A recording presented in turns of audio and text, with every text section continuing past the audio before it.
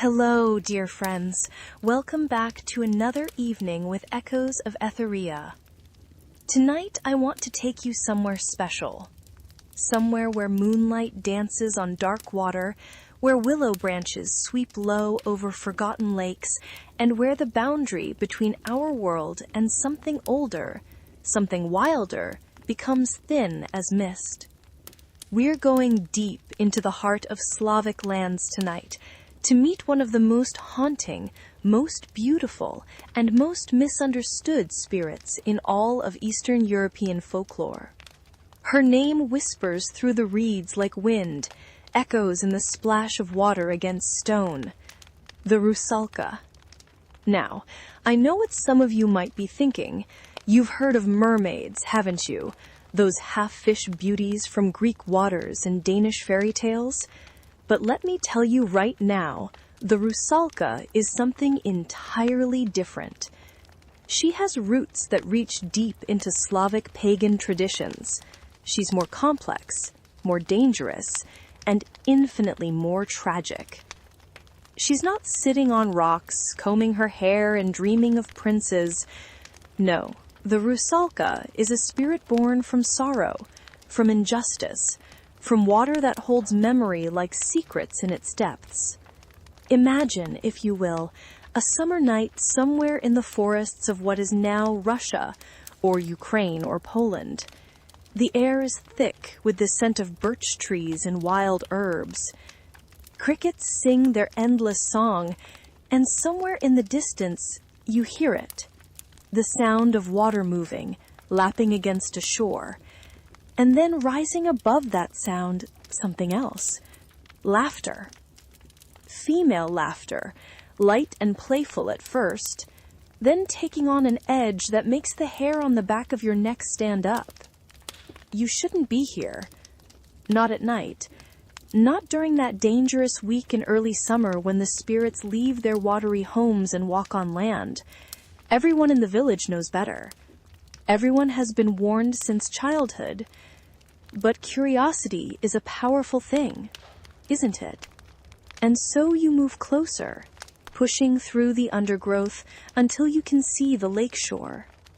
There, in the moonlight, you see her. Or perhaps there are 3 of them, or 7, or a dozen. Young women, impossibly beautiful, with hair that flows past their waists in colors that shouldn't exist on human heads.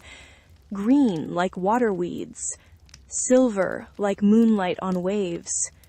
Hair that moves even when there's no wind, as if it remembers in part of the water, as if it wants to return.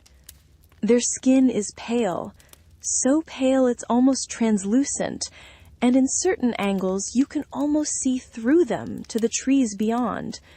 They wear nothing, or they wear robes that look like they're made from mist and moonbeams. And they're dancing, moving in circles, their feet barely touching the ground, or perhaps not touching it at all. Their eyes, when they turn toward you, are wrong somehow. No pupils, just colors, blazing green or empty silver, looking at you with an intelligence that is definitely not human. And the worst part? When they see you watching, they smile. They beckon. They call your name, even though you never told them what it was. Come dance with us, they say. Come play with us. Come into the water. Just for a moment, just for a dance, just forever. This is the Rusalka. This is the spirit that has haunted Slavic imaginations for centuries, that inspired poets and composers, that kept children away from water's edge and made grown men cross themselves before fishing. This is a creature of contradiction, of beauty and horror, of nature's power and human tragedy, all bound together in a form that looks like a young woman, but is something else entirely. Tonight, we're going to explore everything about her, where she comes from, what she wants, why she exists at all. We'll look at the actual folklore, the real stories that villages told before anyone wrote them down. We'll talk about the week when she's most dangerous, about the rituals people performed to protect themselves, about the offerings they made and the boundaries they respected. We'll explore how her story changed over time, how Christianity reinterpreted her, how artists and writers fell in love with her tragedy. But most importantly, we're going to try to understand her, because the Rusalka isn't just a monster in a cautionary tale. She's something much more profound than that. She's what happens when the natural world and human emotion collide. She's memory given form. She's justice demanded. She's every young woman who died before her time, whose story was never heard, whose pain was never acknowledged. So settle in. Maybe light a candle. Maybe pour yourself something warm to drink, because we're going on a journey tonight. And like all the best journeys into folklore, it's going to take us to places that are both beautiful and unsettling. Places where water holds secrets, and moonlight reveals truths we'd rather not see. Let's begin at the very beginning. Let's talk about where the name Rusalka even comes from, and what it meant to the people who first whispered it by firelight. The word Rusalka itself is fascinating, because it gives us clues about how old this figure really is. The name most likely comes from the old Slavic term Rusali, which was connected to ancient springtime festivals. These weren't Christian celebrations, mind you. These were older, much older, reaching back into the pagan traditions that existed before anyone in those lands had ever heard of churches or saints.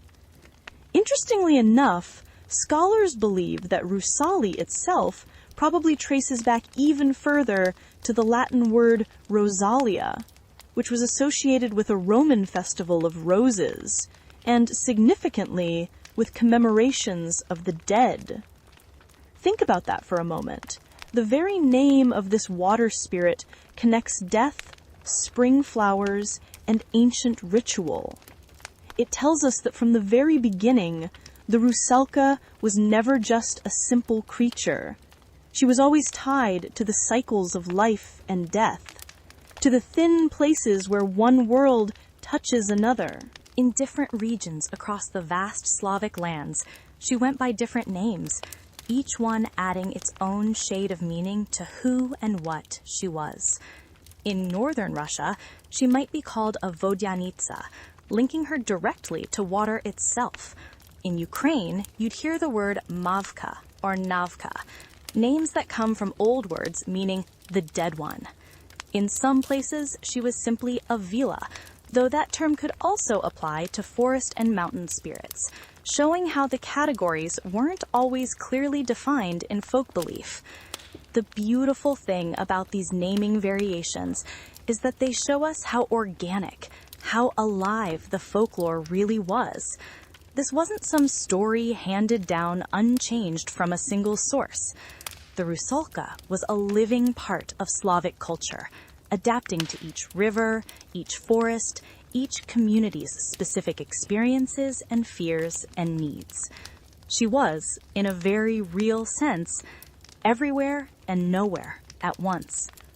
Now, before Christianity came to the Slavic lands, evidence suggests the Rusalka had a very different character than the one she'd later be given. In those ancient pagan times, based on what we can piece together from later folklore, these water spirits were primarily seen as forces of nature, specifically connected to fertility and agricultural abundance. Water is life, after all. Without rain, without rivers, without the moisture that makes plants grow, there is no harvest. There is no survival. So the earliest Rusalki, as far as we can determine from later folklore and the traces of older beliefs, weren't necessarily evil or dangerous. They were powerful, yes. They demanded respect, absolutely. But they appeared to have been part of the natural order of things. When they came ashore in the spring, when they danced in the moonlight and swung from the branches of birch trees, The belief was that they were bringing that vital moisture, that life-giving force, with them. Their very presence was thought to mean the fields would be fertile, the crops would grow, the year would be good. Think about how agricultural societies viewed the world. Everything was connected. The weather, the water, the land, the spirits. Nothing happened by random chance. From their perspective, if the rains came at the right time, if the rivers flowed strong but not too strong, if the moisture in the air was just right for the wheat to grow, that was because the spirits were satisfied. The Rusalki were being honored properly. The old ways were being observed. But here's where it gets interesting.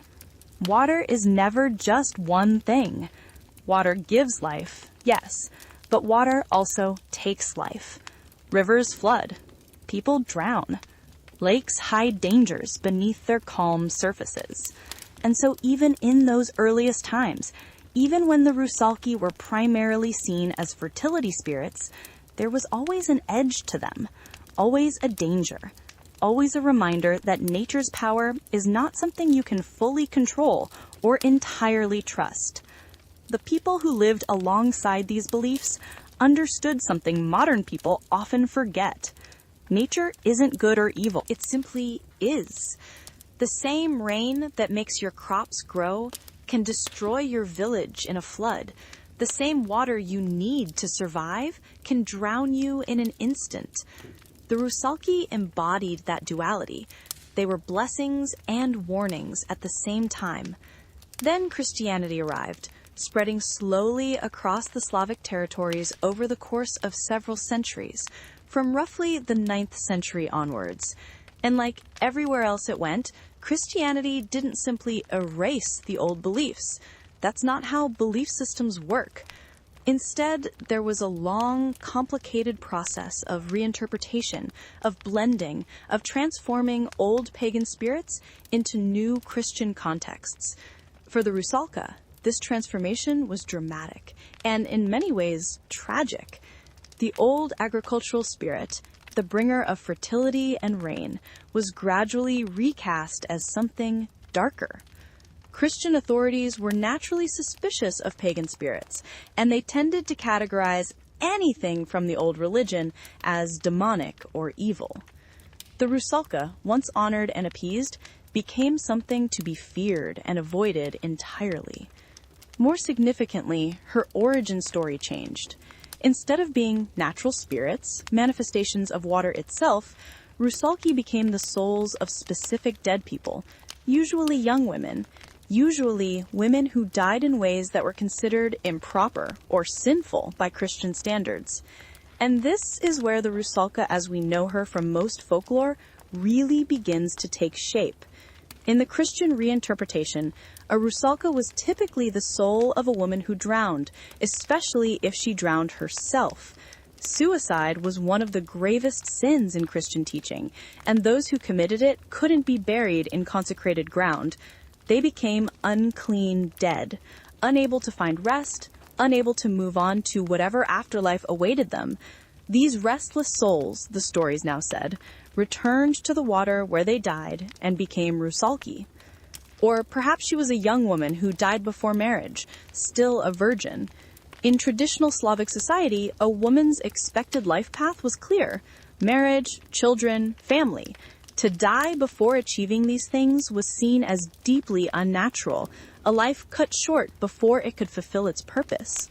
These unmarried dead also became Rusalki, their unfulfilled desires and uncompleted lives transforming them into spirits that haunted the living. Or, in some of the darkest versions of the tale, a Rusalka was an unbaptized child. In a time when infant mortality was tragically high, many babies died before they could receive the sacrament that would, according to Christian teaching, save their souls. These innocent but unbaptized children couldn't enter heaven. Their souls lingered, and if they died near water, or if their bodies were disposed of in water, they too became Rusalki. Can you see what happened here? The Rusalka was transformed from a natural spirit into a repository for every kind of social and religious anxiety. She became a warning about suicide, about premarital pregnancy, about children dying unbaptized. She became a way of talking about all the ways a life could go wrong, all the ways someone could end up outside the protection of church and community. But interestingly, this Christian reinterpretation didn't entirely erase the older beliefs. In many places, both versions coexisted. Peasants would attend church on Sunday and cross themselves properly, but they'd still leave offerings by the birch trees during Rusalka week. They'd still avoid swimming during those dangerous days in early June. They'd still tell the old stories alongside the new ones. This blending created some fascinating variations. In some regions, Rusalki could be relatively benign, almost helpful if treated with proper respect. In others, they were purely malevolent, seeking to drown anyone who came near the water. Some stories said they were trapped in their fate until a specific time period ended or until their death was avenged. Others claimed they'd haunt the waters forever, never finding peace. The variations weren't just about how dangerous they were either. Their appearances differed dramatically from region to region. In the warmer southern areas around the Danube River and in Ukraine, where life was generally easier and crops grew more readily, the Rusalki tended to be described as beautiful, charming, almost playful. They wore flowing robes, had flowers in their long hair, sang sweet songs. They might lure men to the water, yes, but there was an element of enchantment rather than pure malice. But in the harsh northern regions of Russia, where winters were brutal and survival was always a struggle, the Rusalki took on a much darker character. There, they were described as ugly, wild-looking, with tangled hair and naked bodies. They weren't charming at all. They were vicious, attacking anyone they encountered, dragging them into the water with no pretense of seduction, just pure, violent hostility. This geographic variation tells us something profound about folklore. These stories weren't abstract myths. They were ways of understanding and coping with real environmental and social conditions. In places where life was easier, where nature seemed more generous, the spirits of nature could be beautiful and potentially friendly. In places where every day was a struggle, where nature was harsh and unforgiving, the spirits reflected that harshness. There's also evidence that even older beliefs, predating even the Slavic traditions, fed into the Rusalka myth. The Finno-Ugric peoples who lived in northern and eastern parts of what became Slavic territory had their own water spirits. When cultures mixed, as they inevitably do, their mythologies mixed too. Elements from Finnish and Mordvin beliefs about water creatures blended with Slavic traditions, creating new variations and keeping the mythology alive and evolving. One particularly interesting figure is Chamka, a water spirit worshipped in specific regions around Ryazan and in Mordovian villages. Chamka was seen as a lake and river spirit who provided nourishment to crops and helped with fertility. She was honored with rituals where women would dress in sheaves of green grass or shaggy clothing. This figure feels like one of the most authentic representations of the pre-Christian water spirit, before the Christian reinterpretation added all the darkness and tragedy. And speaking of other related spirits, it's worth mentioning that the Rusalka wasn't entirely unique. Similar beings appear in folklore all across Europe and beyond. The Greek sirens, the Celtic selkies, the Germanic nixies, even the Japanese minyo. Humanity seems to have a universal fascination with the idea of spirits or creatures that live in water, that are beautiful and dangerous, that blur the line between human and other. But the Rusalka has her own distinct character. She's not quite like any of these others. She's not a mermaid with a fish tail. She's not a seal that transforms into human form. She's a full human shape that simply belongs to the water. She can walk on land, climb trees, dance in meadows. She's amphibious in a way most water spirits aren't. And this makes her more unsettling somehow. She can be anywhere. The water is her home, but it's not her prison. There's also something distinctively Slavic about the emotional complexity of the Rusalka stories. She's not simply evil, not simply good. She's tragic. Even in the darkest versions where she's actively murderous, there's an understanding that she didn't choose this existence. She's a victim who became a victimizer. She's someone who suffered an unjust death, and now, in her undeath, perpetuates that cycle of suffering. This tragedy is crucial to understanding why the Rusalka has remained such a powerful figure in Slavic culture. She's not just a monster to be avoided. She's a figure of genuine pathos. She represents all the young women whose lives were cut short, whose potential was never realized, whose voices were never heard. She's anger and sorrow given form. She's the demand for acknowledgement and justice that cannot be fully satisfied because the injustice has already occurred. The folklore around Rusalki also preserves fascinating details about social structures and beliefs in old Slavic communities. The emphasis on baptism in the origin stories tells us how important that sacrament was considered. The focus on virginity and marriage tells us about expectations for women. The connection to suicide reveals attitudes about mental health and despair. These aren't just ghost stories. They're historical documents in their own way, recording what people believed, what they feared, how they understood life and death, and the proper order of things. And the persistence of these beliefs is remarkable. We're not talking about stories that died out centuries ago. As late as the 1930s, villages in Russia, Belarus, and Ukraine were still practicing rituals related to Rusalka Week. They were still decorating birch trees, still avoiding water during those dangerous days, still performing ceremonies to banish the Rusalki back to their aquatic homes at the end of the week. It took the aggressive anti-religious campaigns of the Soviet era to finally stamp out these practices in public, though who knows what people continued to believe in private.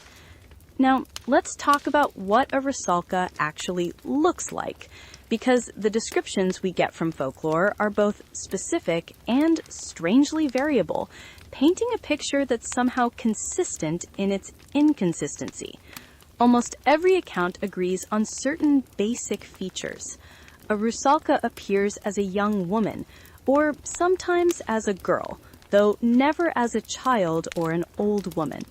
Youth is essential to her character, which makes sense given that most origin stories involved women who died young. She exists forever at the age she was when she died, frozen in that moment of transition, of incompleteness.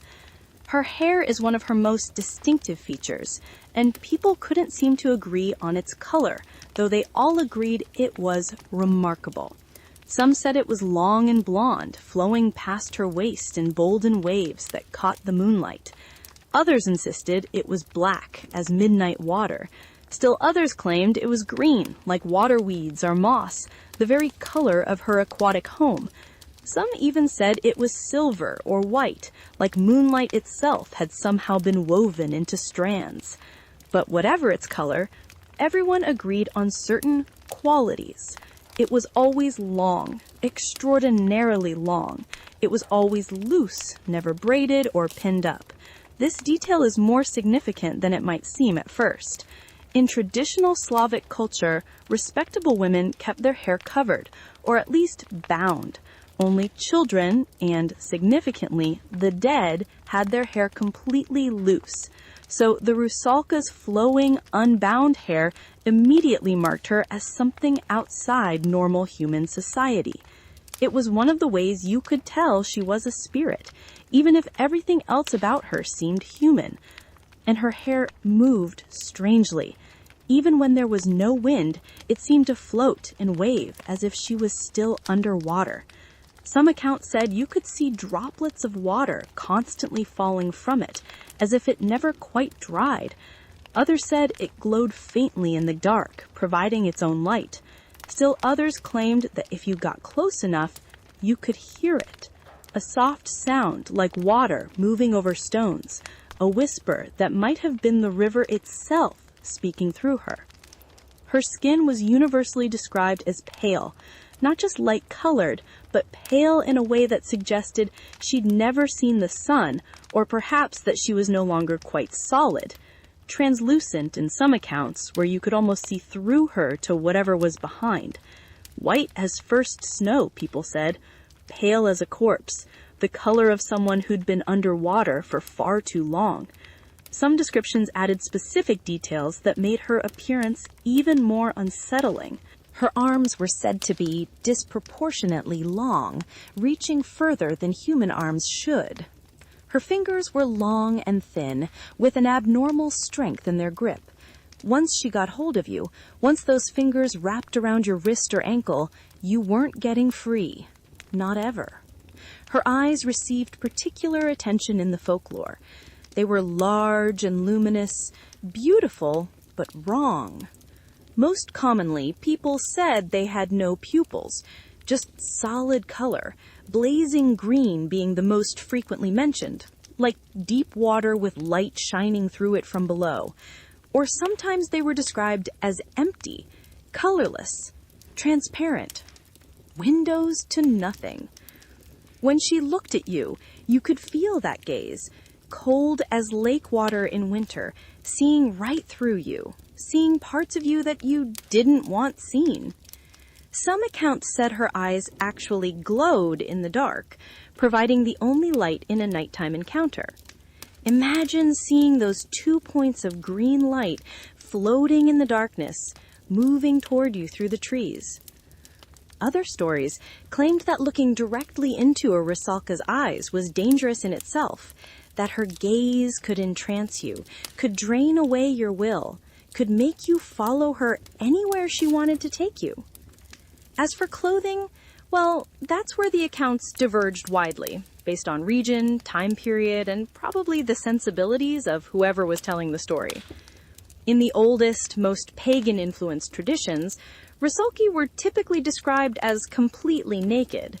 This wasn't meant to be titillating, though later, more Victorian-era retellings sometimes portrayed it that way.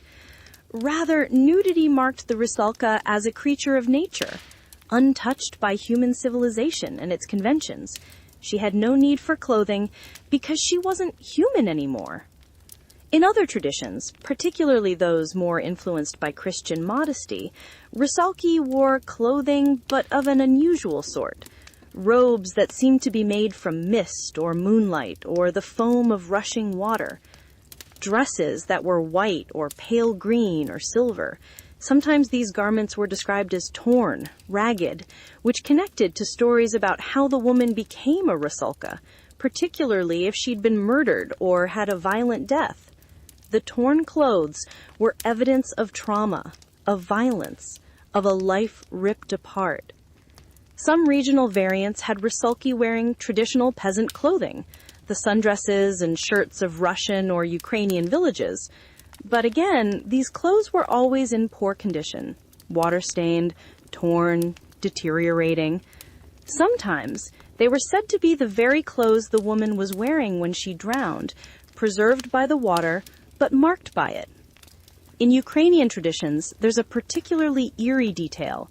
The mavka, their version of the Rusalka, was said to appear beautiful from the front, but if you could somehow see her back, you'd discover that it was hollow, transparent, showing her internal organs or simply empty. She was literally hollow inside, a shell of a person, beautiful on the outside, but containing nothing. This image captures something profound about the tragedy of the Rusalka. She looks alive, she might even seem alive, but something essential is missing. She's an empty form pretending to be full. Now, her physical presence had effects on the environment around her. When a Rusalka was near, the temperature would drop. People reported feeling suddenly cold, even on warm summer nights, feeling like they'd stepped into the chill that comes from deep water that never sees sunlight. The air would become damp, heavy with moisture, even if it hadn't rained. Sometimes mist would rise inexplicably, obscuring vision, making it easy to get lost even in familiar places. Water itself would react to her presence. Lakes or rivers where a Rusalka dwelled would sometimes show strange behavior. Sudden waves with no wind to cause them. Eddies and currents where the water should have been still. Strange sounds like laughter or singing coming from beneath the surface. These were all signs that a Rusalka was near, and smart people would leave the area immediately. Plants around her habitation were also affected. Willow and birch trees, which she particularly favored, would grow more abundantly near Rusalka-haunted waters. Some accounts said these trees would weep continuously, their branches always dripping, even in dry weather. Certain water plants, reeds and sedges and water lilies, would proliferate in unusual ways. The very landscape itself was marked by her presence, transformed by it. Animals knew to avoid places where Rusalki lived. Dogs would refuse to approach certain stretches of river, no matter how thirsty they were. Horses would balk and rear rather than cross certain bridges. Birds would avoid nesting too close to Rusalka waters.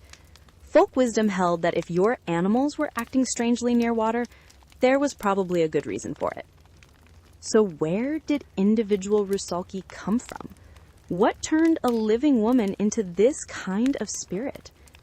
The folklore provides multiple origin stories, and they're all tragic in their own ways, each one reflecting different kinds of social anxieties and moral concerns. The most common story, mentioned across nearly all Slavic regions, involves death by drowning. But this wasn't just any drowning.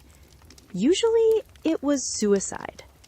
A young woman, overwhelmed by shame or grief or despair, throws herself into a river or lake. Perhaps she's been abandoned by a lover.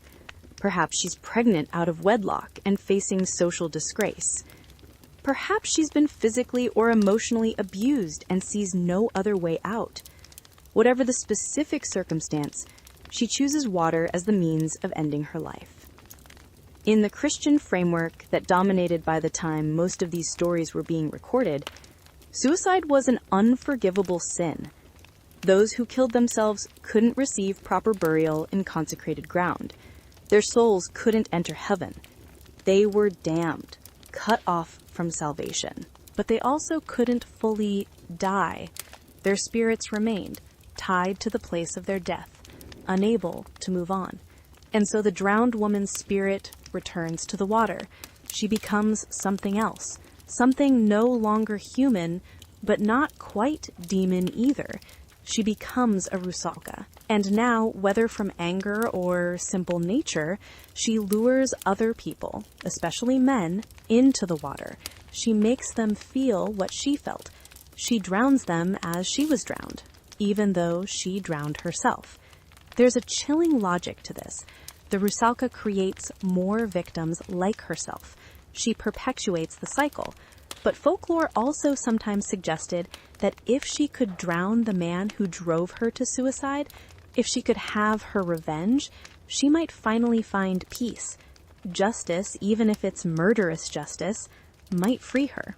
Another common origin involved betrayal, which often connected to the drowning narrative but had its own emphasis. The most common version went like this. A young woman falls in love with a man, usually someone of higher social status. Maybe he's a nobleman and she's a peasant. Maybe he's from the village and she's from outside it. Maybe he's simply a traveling merchant or soldier who won't be staying long. They have a relationship, possibly a sexual one, and he promises to marry her. She believes him. But then he leaves. Or he marries someone else, more socially appropriate.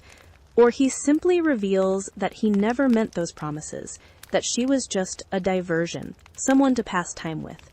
The young woman, disgraced, abandoned, possibly pregnant, is overwhelmed with shame and anger and heartbreak. She drowns herself, and in death, she becomes a Rusalka who specifically targets unfaithful men or those who break promises to women. This version of the origin story functioned as both a warning and a kind of wish fulfillment. It warned young women about trusting men's promises, about the dangers of stepping outside proper social boundaries, but it also provided a kind of justice, even if it only in story. The man who betrayed a woman might escape human consequences, but he wouldn't escape the Rusalka. She'd find him eventually, she'd make him pay. There's a specific legend that supposedly describes the very first Rusalka, and it's worth recounting because it ties into broader Slavic mythology. The goddess Kostroma discovered that the man she'd just married, Kupalo, was actually her brother. This incestuous marriage, discovered too late, was an abomination. Unable to live with the horror of what had happened, Kostroma drowned herself in a forest lake or river, depending on which version you hear. But as a goddess, or at least a divine being, Kostroma didn't simply cease to exist. Her death transformed her. She became the first Rusalka, the template for all the ones that would follow, and her tragedy set the pattern. Rusalki would always be associated with forbidden love, with relationships that violated social norms, with women driven to desperation by circumstances beyond their control. Then there were the unbaptized children. This origin story is particularly heartbreaking because it involves the most innocent victims imaginable. In times when infant mortality was tragically high, many babies died in their first days or weeks of life, before they could be brought to church for baptism. According to Christian teaching, these unbaptized souls couldn't enter heaven. They existed in a kind of limbo, neither saved nor quite damned, but certainly not at rest. If these babies died near water, or if their bodies were disposed of in water, which unfortunately happened in cases where poverty or desperation led to desperate measures, they could become Rusalki. Usually the folklore suggested they remained children forever, small Rusalki that appeared as young girls rather than women. They were less dangerous than adult Rusalki, more playful than malicious, but still not safe to interact with. They wanted what all children want: attention, play, companionship. But they were dead, and playing with the dead has consequences. There's something especially tragic about this version of the origin. These children did nothing wrong. They had no choices, no agency in their fate. They simply died too soon, and religious doctrine condemned them for it, turned them into spirits trapped between worlds. When mothers warned their living children to stay away from the water during Rusalka week, they were in some sense acknowledging the deaths of all those babies who'd been lost, giving them a kind of existence, even if it was a frightening one. Another origin story involved women who died violent deaths, particularly murder victims. A woman killed by her husband or by someone trying to hide a crime would become a Rusalka if her body ended up in water. She'd haunt that place, seeking vengeance, making the water dangerous for anyone who passed by. Sometimes, she'd specifically target men who resembled her killer. Other times, she'd simply make all humans her victims, unable to distinguish between the guilty and the innocent in her rage and confusion. Some regional variations added other possibilities. In certain areas, any virgin who died before marriage could become a Rusalka, regardless of how she died. The key factor was incompleteness. She hadn't fulfilled her expected role as wife and mother. That unfulfillment kept her spirit from resting, and water, as the boundary between life and death, became her home. There are also accounts, though less common, of men becoming Rusalki. Usually this happened if someone died during Rusalka week itself, during that dangerous time in early June. The spiritual boundaries were so thin during that period that anyone who died, regardless of gender, might be claimed by the Rusalki, transformed into one of their number. These male Rusalki supposedly retained their gender and male characteristics, creating a kind of mirror image of the usual female Rusalka.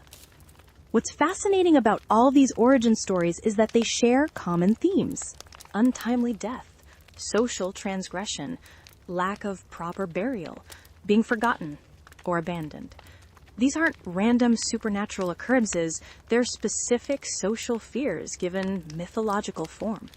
Every society has people who fall through the cracks, who don't fit the expected patterns, who meet bad ends. The Rusalka mythology provided a way to acknowledge these people, to keep them in communal memory, even if that memory took a frightened form. Now let's talk about what a Rusalka actually does, how she behaves, what makes her so dangerous. Her primary activity, in most accounts, is luring people into water to drown them. But the methods vary widely and reveal a lot about how people understood these spirits. In the more southern regions, where Rusalki were described as beautiful and charming, the luring was seductive. She'd appear on the shore, singing. Her voice was supernaturally beautiful, described as more lovely than any human voice could be, containing harmonies and tones that shouldn't be possible. The song would draw you closer. You'd want to hear it better, to understand the words, to see the singer more clearly. Or she'd be bathing in the shallows, seemingly unaware of your presence. She'd be beautiful, mysteriously so, and you'd be drawn to look, to approach, to speak to her. She might laugh, might play coy, might beckon you closer. "Come swim with me," she'd say. "The water's lovely. Just for a moment. Just wade in to hear." And you would, because her voice made it seem reasonable, because her beauty made you forget to be cautious, because there was something about her that made normal judgment evaporate like mist in sunlight. You'd wade in, and the water would feel good, cool, and refreshing. You'd wade deeper. She'd smile and move further out, just a little further. Can you swim? She can. She's better at it than anyone. And then suddenly the water's over your head, and she's no longer in front of you, but behind you, and her arms are around you, and she's strong, impossibly strong, and she's pulling you down into the dark water, where her real home is, where human lungs can't breathe, and human struggles mean nothing. Down until you stop fighting. Down until you become another victim. Another story told to keep children away from the water's edge. But in other accounts, particularly from harsher northern regions, there was no seduction at all. The Rusalka was actively hostile, attacking anyone who came near her waters. She'd reach up from beneath the surface and grab your ankle if you waded in. She'd pull you from a boat or a bridge. She'd chase you if she caught you alone near water, moving impossibly fast, those long arms reaching, those thin fingers grasping. Some accounts described her as having supernatural strength. A single Rusalka could overpower a grown man easily. Her grip couldn't be broken. If she got hold of you, you were finished. Your only hope was to never get close enough for her to grab you in the first place. And then there's the strangest and most unsettling method attributed to Rusalki, particularly to the type known as loskotuki. They killed by tickling. Yes, you heard that right. Tickling to death. The loskotuka would approach someone, usually a man, and seem friendly, playful even. She'd start tickling him, and he'd laugh. It would seem harmless at first, funny even. But she wouldn't stop. She'd keep tickling, and the laughter would become forced, painful. You can't catch your breath when someone's tickling you. Your muscles don't respond properly. You can't fight back effectively because you're convulsing with laughter. Involuntary laughter that isn't joyful anymore, but desperate. And she'd keep going. Keep tickling. Her fingers impossibly fast, finding every sensitive spot, not letting up for even a second. The victim would laugh until they couldn't breathe, until their heart gave out, until they died from sheer exhaustion and lack of oxygen, still laughing horribly because their body couldn't stop responding to the sensation, even as their mind screamed for it to end.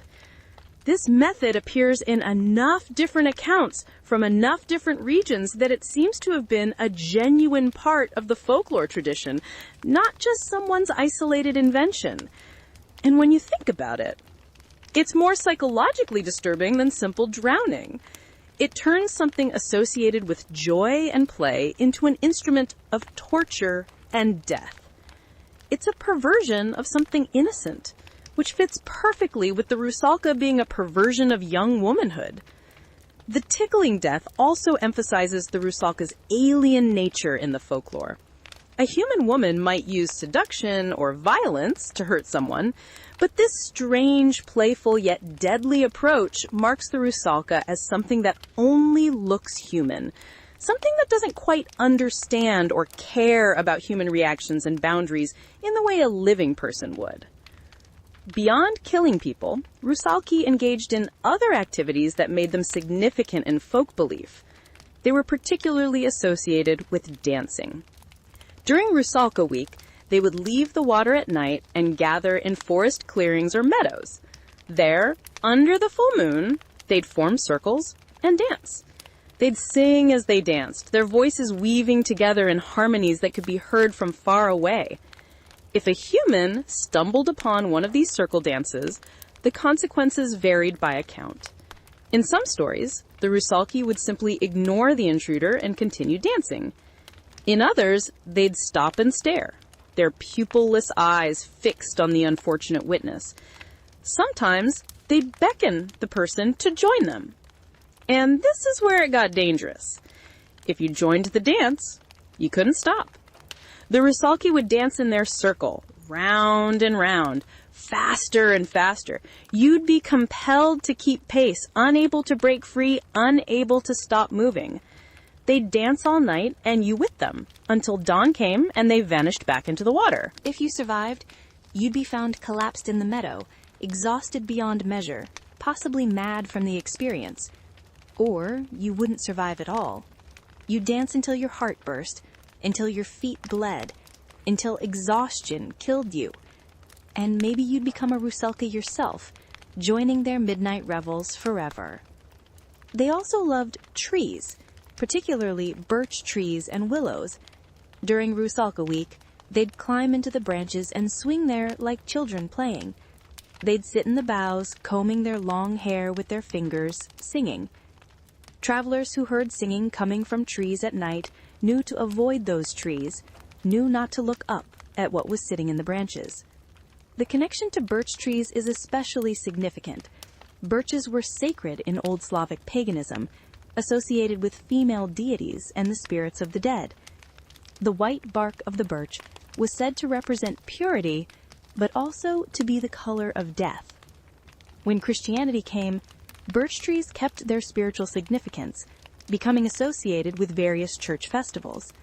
But their connection to the Rusalki remained, a holdover from older beliefs that Christianity couldn't quite erase.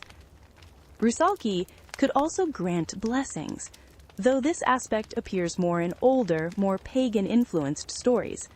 If properly honored, if given appropriate offerings, a Rusalka might bless your fields with good crops. She might bring rain when it was needed. She might protect your cattle from disease. This positive aspect reflects the original nature of these spirits as agricultural deities, givers of fertility and abundance. But even when being helpful, she remained dangerous.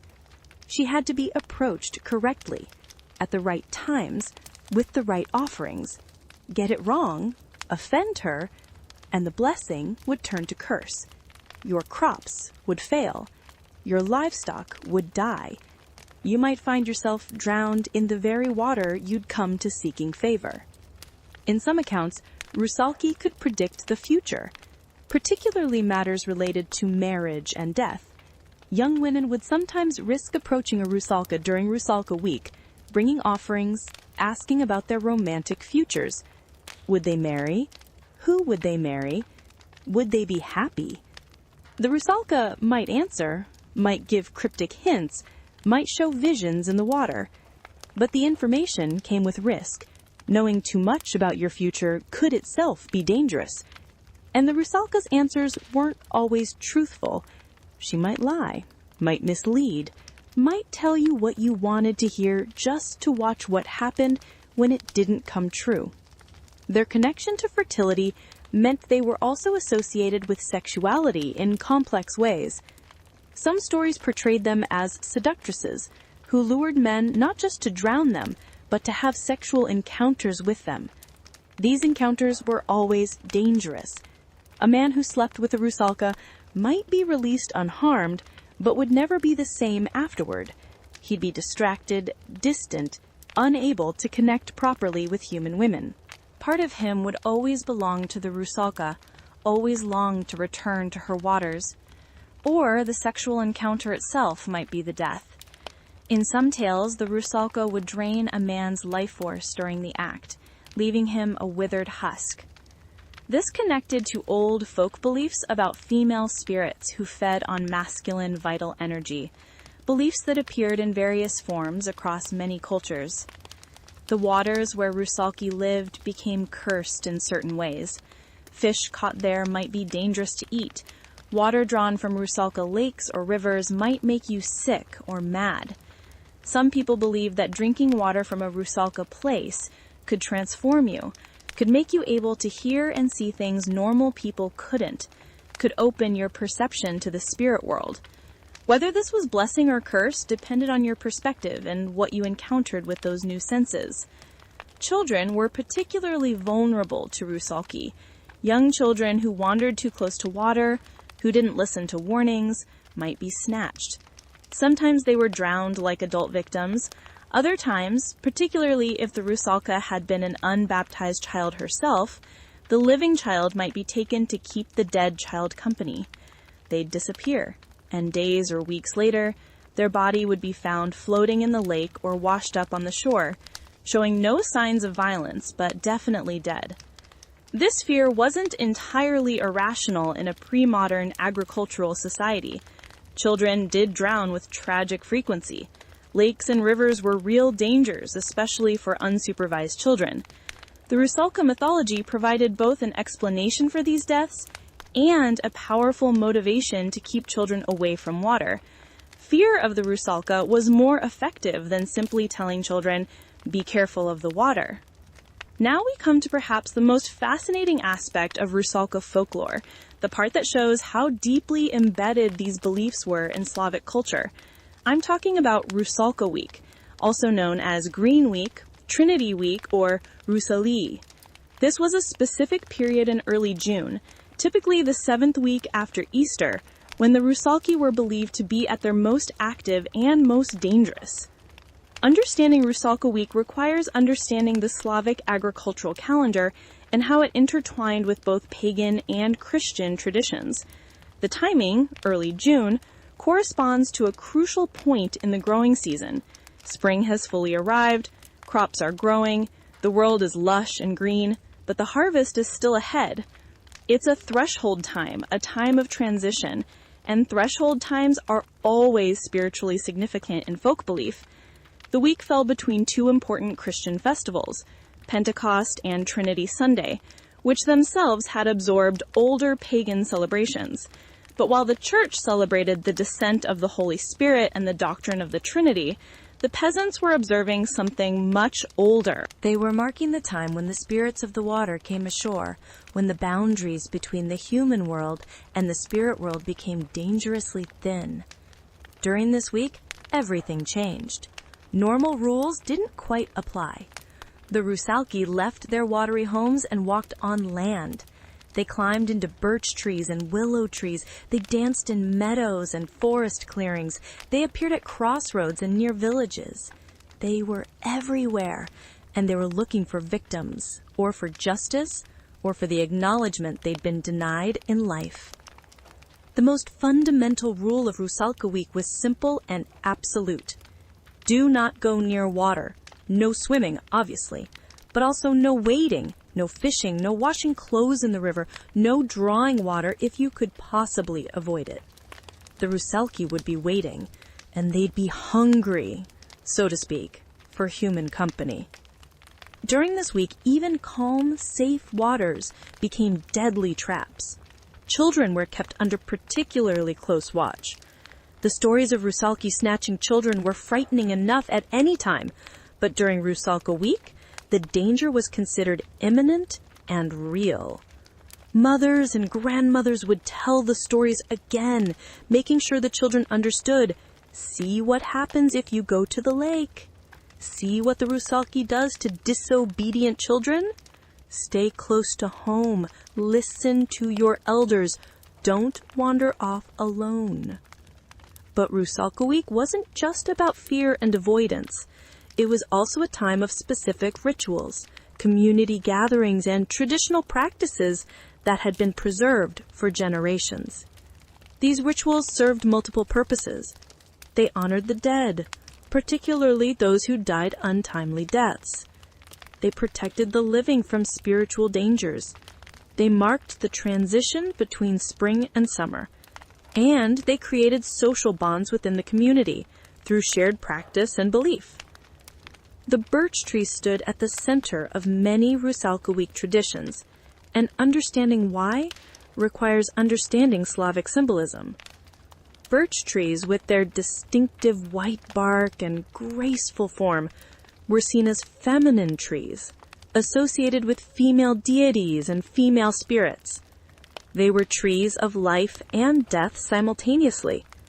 Their white bark represented purity, but also the pale color of ghosts. They grew well in wet areas near rivers and lakes, right where Rusalki were believed to dwell. In the old pagan calendar, birches had been central to spring fertility rites. They represented the return of life, the greening of the world after winter's death. Christianity couldn't eliminate these associations, so instead, the Church incorporated birch symbolism into its own celebrations. On Trinity Sunday, which fell during Rusalka week, churches would be decorated with birch branches. But outside the church, the peasants continued their own birch traditions, and these were much older. The practice of selecting a birch tree began early in Rusalka week, often on Thursday, which was known as symbolic. Young people, particularly unmarried girls, would go into the forest and choose a beautiful young birch tree. This had to be done carefully and respectfully, because choosing the wrong tree or offending the spirit that inhabited it could bring bad luck. Once selected, the tree would be honored in various ways. Sometimes it was brought into the village, carefully dug up and replanted temporarily in a central location where everyone could see it. Other times it remained in the forest and people would visit it there. The tree would be decorated with ribbons, flowers, and cloth garlands. Girls would bring offerings, placing them at the tree's base. Fried eggs were common offerings, eggs being ancient symbols of life and rebirth. Beer was also traditional, poured out on the roots. Young women would perform a ritual called kumuvanya or kumulania around the decorated birch. They'd work in pairs, approaching the tree and creating a circle by bending two branches together and tying them. Then they'd hang a cross or exchange personal items like scarves or rings. They'd kiss through the circle of branches, calling each other kuma, which means something like ritual sister or godmother. This ritual was serious business. The girls who became kumas through this ceremony were creating a bond that was expected to last their entire lives. They were promising to support each other, to be there for each other through marriage, childbirth, all of life's challenges. In a society where women's formal power was limited, these female bonds provided essential support networks. But the ritual also had spiritual dimensions. By performing it through the birch branches, the girls were asking the tree spirits, including potentially Rusalki, to bless and protect their friendship. They were acknowledging the power of those spirits, showing respect and hoping for favor rather than harm. The decorated birch would remain the center of celebrations for several days. There'd be feasts near it, often with everyone in the community contributing food. Young people would sing and dance around it. Fortune-telling rituals would take place. Girls would weave garlands of birch leaves and flowers, placing them on their heads or floating them on water to predict their romantic futures. If the garland floated well and made it across the river or lake, it was a good sign. If it sank or got caught, that suggested problems ahead. At the end of Rusalka week, the birch tree's role took a darker turn. In many communities, the tree itself would be destroyed, either burned or, significantly, drowned. It would be taken to the water and thrown in, sent to the Rusalki as an offering or as a substitute victim. This ritual drowning of the birch tree symbolized the end of the Rusalki's time on land. The tree went into the water, and the Rusalki, drawn by this offering or by the symbolic association, would follow it back into their proper home. Some villages would create effigies specifically for this drowning ritual. A figure called Kostroma, named after that first legendary Rusalka, would be made from straw and dressed in old clothes. All week, this effigy would be part of the celebrations, carried around, seated at the feast, treated almost like a person. Then, at week's end, it would be destroyed, either burned or drowned. This represented the death and banishment of the Rusalki, the end of the dangerous time, the restoration of normal order. The drowning of Kostroma was often performed with great ceremony.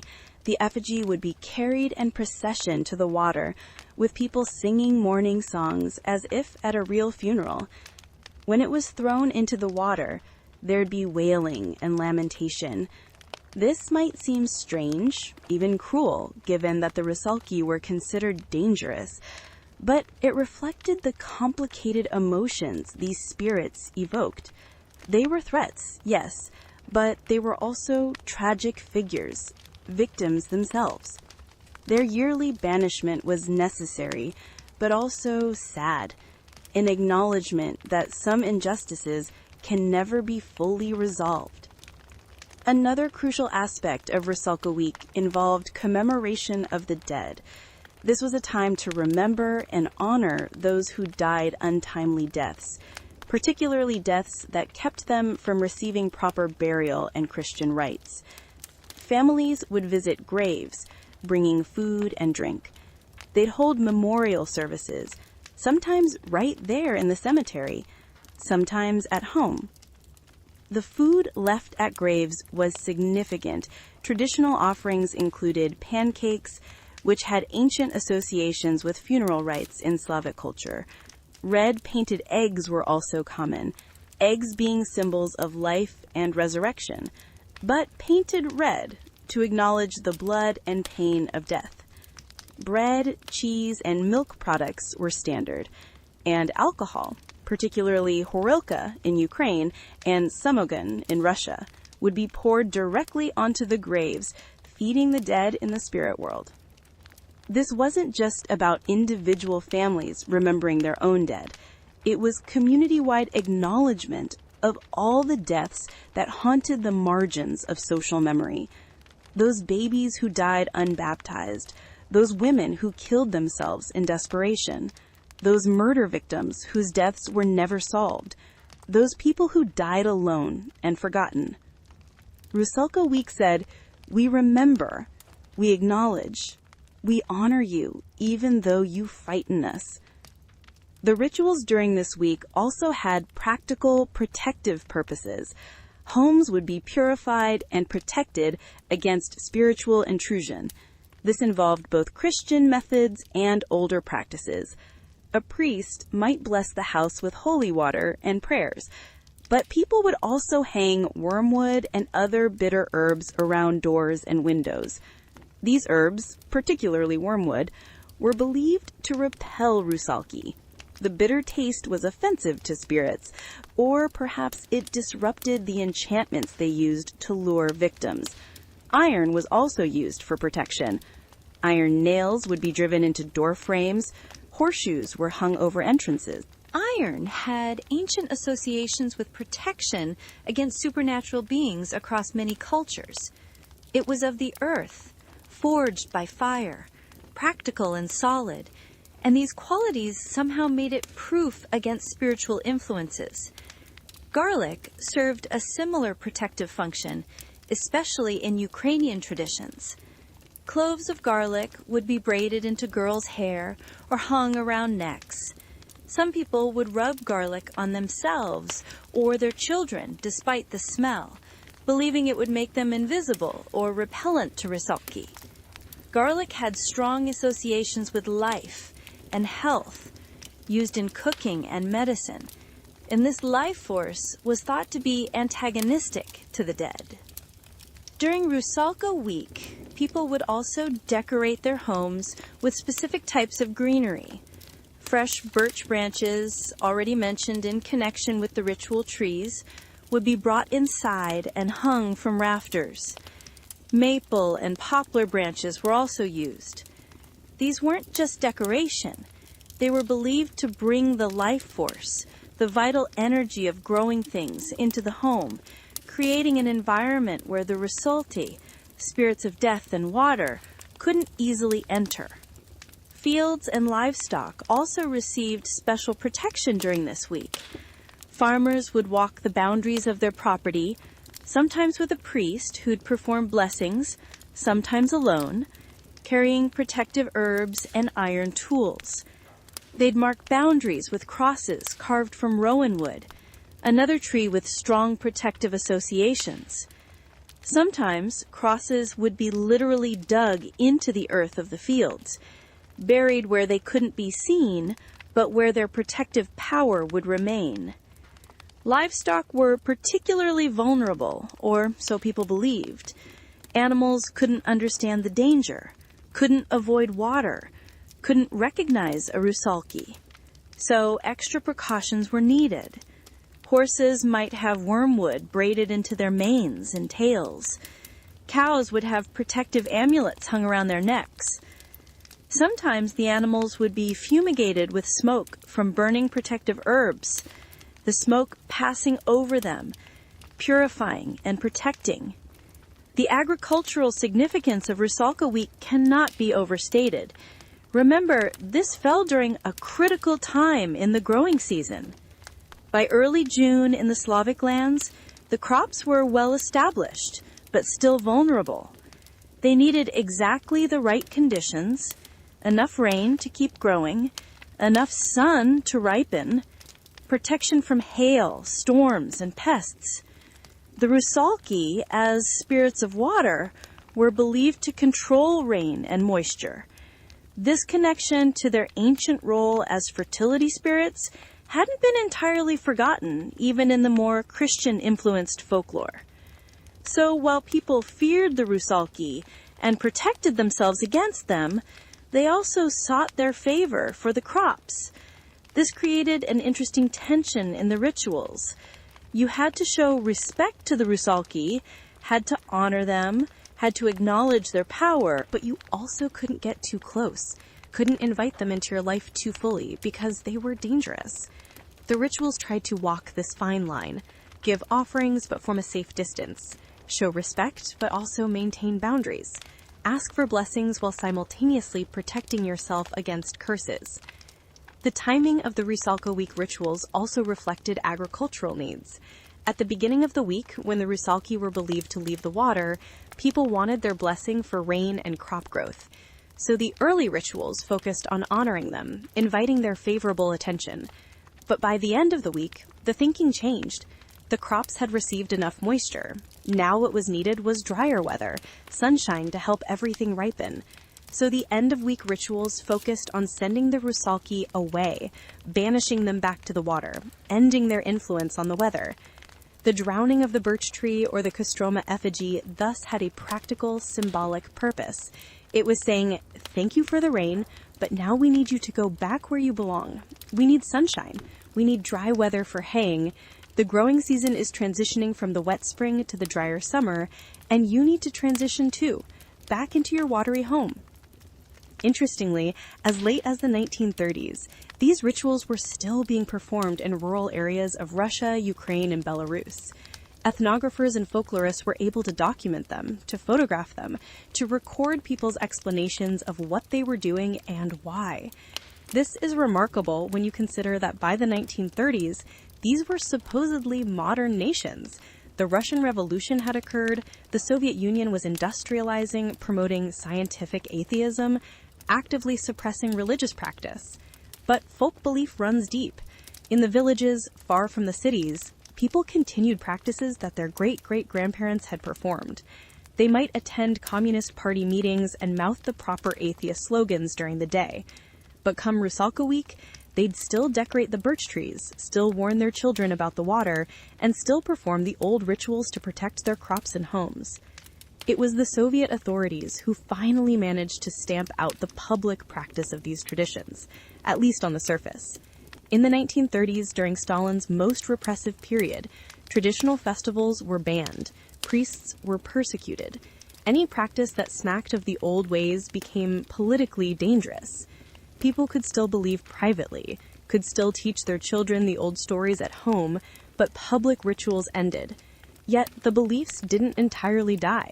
They went underground, preserved in family traditions, in stories told to children, and practices that continued but weren't talked about openly.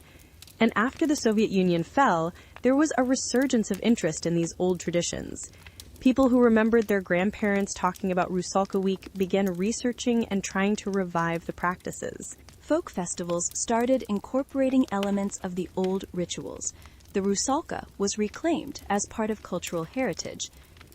Now let's talk about the fascinating regional variations in Rusalka folklore, because the Slavic lands are vast and local traditions differed significantly based on geography, local history, and cultural mixing with neighboring peoples. In southern Russia and Ukraine, around the Danube River and the warmer agricultural regions, the Rusalki were typically portrayed in ways that retained more of their ancient connection to fertility and blessing. These southern Rusalki, often called vili or vila, were described as extraordinarily beautiful, dressed in flowing robes that seemed made of mist or moonlight. Their appearance was enchanting rather than horrifying. The vili had long hair that might be golden or silver, and they wore garlands of flowers. They sang sweet songs that could entrance listeners. They danced gracefully in circles. When they lured men to the water, it was through seduction rather than overt violence. The man would follow willingly, enchanted by beauty and song, not realizing the danger until too late. These southern variations sometimes portrayed the vili as capable of genuine kindness to those who showed them proper respect. A traveler who left an appropriate offering might receive help finding his way through the forest. A farmer who honored them during Rusalka Week might find his fields particularly blessed with good weather. They could be dangerous, absolutely, but they weren't purely malevolent. This more benign portrayal makes sense when you consider the environment. Southern regions had richer soil, more reliable weather, easier conditions for agriculture. Life was relatively good, so the spirits of nature could be relatively good too. The land gave generously, so the spirits that personified the land could be generous. Move north into the harsher regions of Russia, and the Rusalka takes on a completely different character. Northern Rusalki were described as ugly, wild, frightening. Their hair was tangled and filthy, full of water weeds and mud. Their bodies were often described as misshapen, hunched, with disproportionately large breasts. They went naked not in a way that suggested natural beauty, but in a way that emphasized their bestial, inhuman nature. Northern Rusalki were purely hostile. They didn't sing sweet songs to lure victims. They actively hunted people who came near water. They'd hide in reeds and grab ankles. They'd reach up from under boats to capsize them. They attacked with savage violence, drowning their victims through sheer brutal force rather than enchantment. This reflected the harshness of northern life. Survival was a constant struggle. Winters were brutal. Growing seasons were short. Nature was not generous, but grudging, giving barely enough to survive, and sometimes not even that. The spirits of such a land would naturally be harsh, unforgiving, dangerous. There was no room for romantic enchantment when daily existence was so hard. The loskotucha, those Rusalki who kill by tickling, appear most frequently in southern and southwestern Russian folklore. The name comes from the verb meaning to tickle, and these were said to be particularly playful in a sinister way. They'd be found in both waters and fields, which suggests they'd retained more connection to their agricultural origins.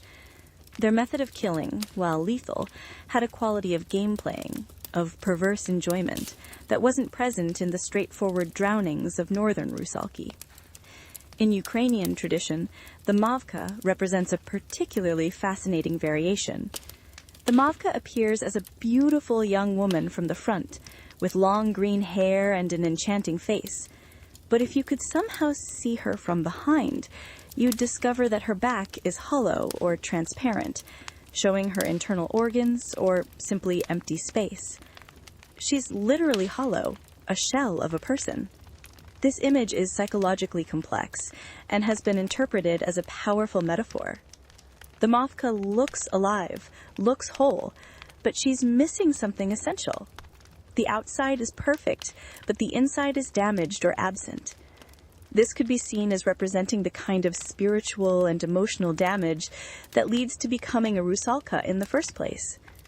The young woman who drowned herself was beautiful on the outside, but hollowed out inside by betrayal, by shame, by despair. Death didn't cause that hollowness, it only made it visible. Ukrainian folklore also includes the Navka, a darker, more malevolent version. Where the Mavka might sometimes be sympathetic or even helpful, the Navka was purely destructive. Wherever she went, sterility and death followed. Plants withered, animals sickened, people who encountered her would waste away. The Navka represented not just personal tragedy, but spreading corruption, death that breeds more death. Polish traditions include the topolika, whose name comes from a word meaning drowned one. Polish Rusalki tended to be portrayed as victims of murder or violent death, more often than suicide victims, reflecting perhaps different social concerns or different patterns of actual crime. Polish folklore also put more emphasis on the possibility of freeing a topolika from her curse, usually through avenging her death or giving her proper burial, reflecting Catholic theology about the fate of souls. In Czech and Slovak regions, the water spirits were most commonly called vila, but the characteristics varied. Czech folklore in particular developed rich stories about vilas who could sometimes be helpers to humans, teaching them herbal medicine, showing them where to find healing springs, even occasionally falling in love with mortal men. These relationships were always problematic and usually ended tragically, but they were at least possible in a way they weren't in Russian or Ukrainian tradition. The Balkans, where Slavic culture mixed with Greek, Roman, and other influences, produced particularly complex water spirit traditions. The Balkans' vila could be protectors of specific places, almost like local deities. They had the power to shapeshift, transforming into swans, falcons, horses, or wolves. They could control weather, bringing rain or drought, depending on whether they were pleased or angry. Offerings to these vilas were still being left in caves and near wells well into the 20th century. Some regions had male water spirits that interacted with the Rusalki. The Vodyanoi in Russian folklore was a male water spirit, often described as an old man with a long beard of water weeds who ruled over rivers and lakes. The Vodyanitsy, female water spirits, were sometimes described as his wives or daughters. This created a kind of underwater household, a parallel society beneath the surface. In some tales, Vodyanois would capture human women to become Vodyanitsy, or a Vodyanitsy would be the spirits of drowned women who'd been claimed by the Vodyanoi. This added another layer to the mythology. The Rusalka might not be acting alone, but might be part of a larger community of water spirits, each with their own role and character. The Rusalka's connection to forests was emphasized more in some regions than others. While she was always fundamentally a water spirit, in many Ukrainian and Belarusian stories, she spent significant time in forests, particularly during Rusalka week. She lived in the trees, swing from branches, dance in forest clearings. This forest connection linked her to other female spirits like the Mavka and Bogimpa, creating overlap between water spirits and forest spirits. Some folklore suggested that there was a hierarchy among Rusalki. Older, more powerful Rusalki ruled over younger ones. The first to die and become a Rusalka in a particular body of water would be the queen or mistress of that place, with later arrivals serving under her. This social structure among the spirits mirrored human social structures, suggesting that even in death, certain patterns and hierarchies persisted. The time periods associated with Rusalka also varied. While Rusalka week in early June was universally recognized as the most dangerous time, some regions had additional danger periods. In parts of Ukraine, the night before the Feast of the Assumption in August was considered another time when Rusalki were particularly active. In some Russian regions, Midsummer Night, the night of Ivan Kupala on June 24th, was associated with water spirits becoming dangerous, which might represent a blending of Rusalka beliefs with older solar cycle celebrations. Different bodies of water also had different associations. Rivers, with their constant movement, were seen differently from still lakes. River Rusalka might be described as more playful, riding the currents, while Lake Rusalka were described as more stationary, tied to a specific location. Swamps and marshes had their own spirits, often described as even more dangerous and malevolent than river or lake Rusalki, perhaps because swamps themselves were seen as particularly treacherous and unhealthy places. Mill ponds held special significance in Rusalka folklore. Mills were economically crucial in agricultural communities, and mill ponds were often the deepest and most dangerous bodies of water in an area. Many drowning deaths occurred at mills, making them natural locations for Rusalka hauntings. The Vodyanitsa, a specific type of Rusalka, was particularly associated with mill ponds and was sometimes described as being relatively harmless compared to other Rusalki, perhaps because mills were so important that people needed to believe the spirits there weren't entirely hostile. Springs and wells occupied an interesting position in water spirit mythology. These were sources of fresh water, essential for survival, and they often had associations with healing or blessing. The spirits of springs and wells might be Rusalki, but were more likely to be benevolent, more likely to help than harm. People would leave offerings at sacred springs not out of fear, but out of genuine devotion and gratitude. The ocean and sea coast weren't typically Rusalka territory in traditional folklore. Slavic peoples had less connection to the sea than to inland waters, and their water spirit mythology reflected that. When sea spirits appeared in folklore, they were often different creatures entirely, sometimes influenced by contact with Greek or Scandinavian traditions. The Rusalka belonged to the forests and fields, to the rivers and lakes where people actually lived and worked. Now, let's turn our attention to how the Rusalka has been portrayed in art, literature, music, and culture. Because this spirit didn't stay confined to village folklore. She fascinated artists, writers, and composers, becoming one of the most frequently represented figures from Slavic mythology. One of the earliest and most influential literary treatments came from Alexander Pushkin, often called the father of modern Russian literature. Pushkin was deeply interested in Russian folklore and incorporated folk elements into many of his works. His engagement with the Rusalka myth was extensive and fascinating. Pushkin actually wrote 2 different works featuring Rusalki. The first was a ballad written in 1819, when Pushkin was only 20 years old, and published in 1826. This early poem tells a compact, chilling story of a monk living alone by a lake. The monk lives a life of prayer and asceticism, preparing for death. One evening, while praying, he sees the water stir. A beautiful naked woman emerges and sits on the shore. The Rusalka sees him watching. She smiles. She plays in the water, splashing, laughing, calling to him. "Come here, monk. Come to me." Her voice is irresistible. The beauty of her form, the allure of her call breaks through his religious discipline. He's drawn to her despite himself, despite knowing what she must be, despite years of prayer and devotion. The poem ends ominously.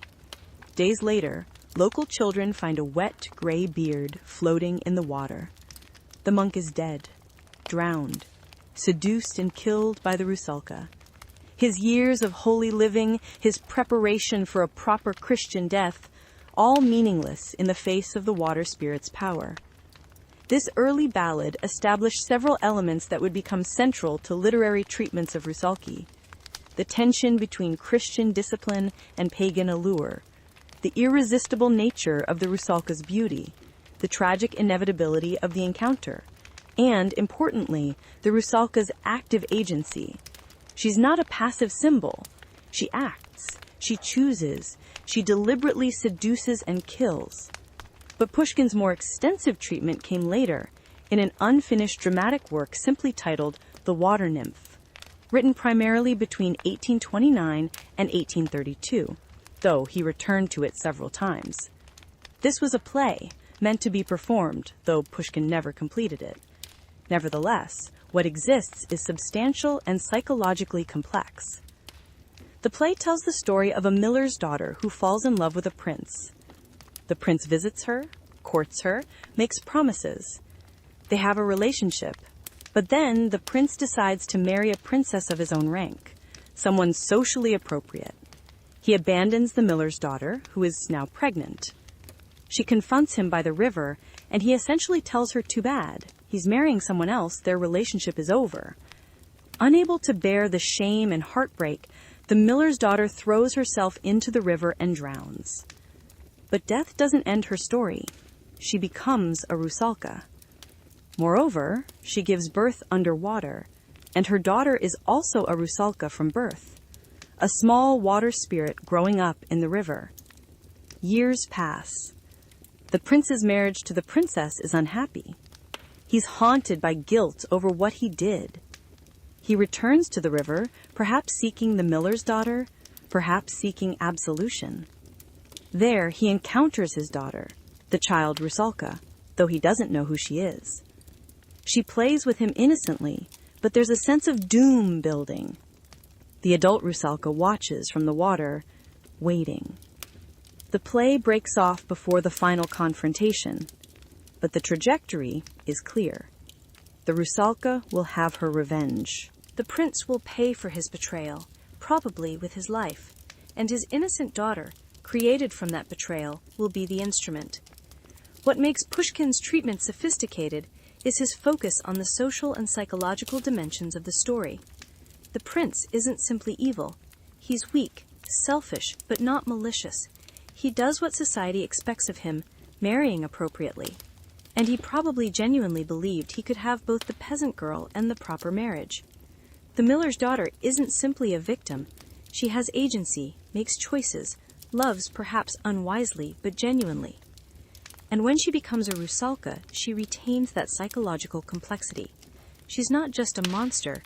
She's a woman who was wronged, who wants justice, who wants the man who hurt her to understand what he did.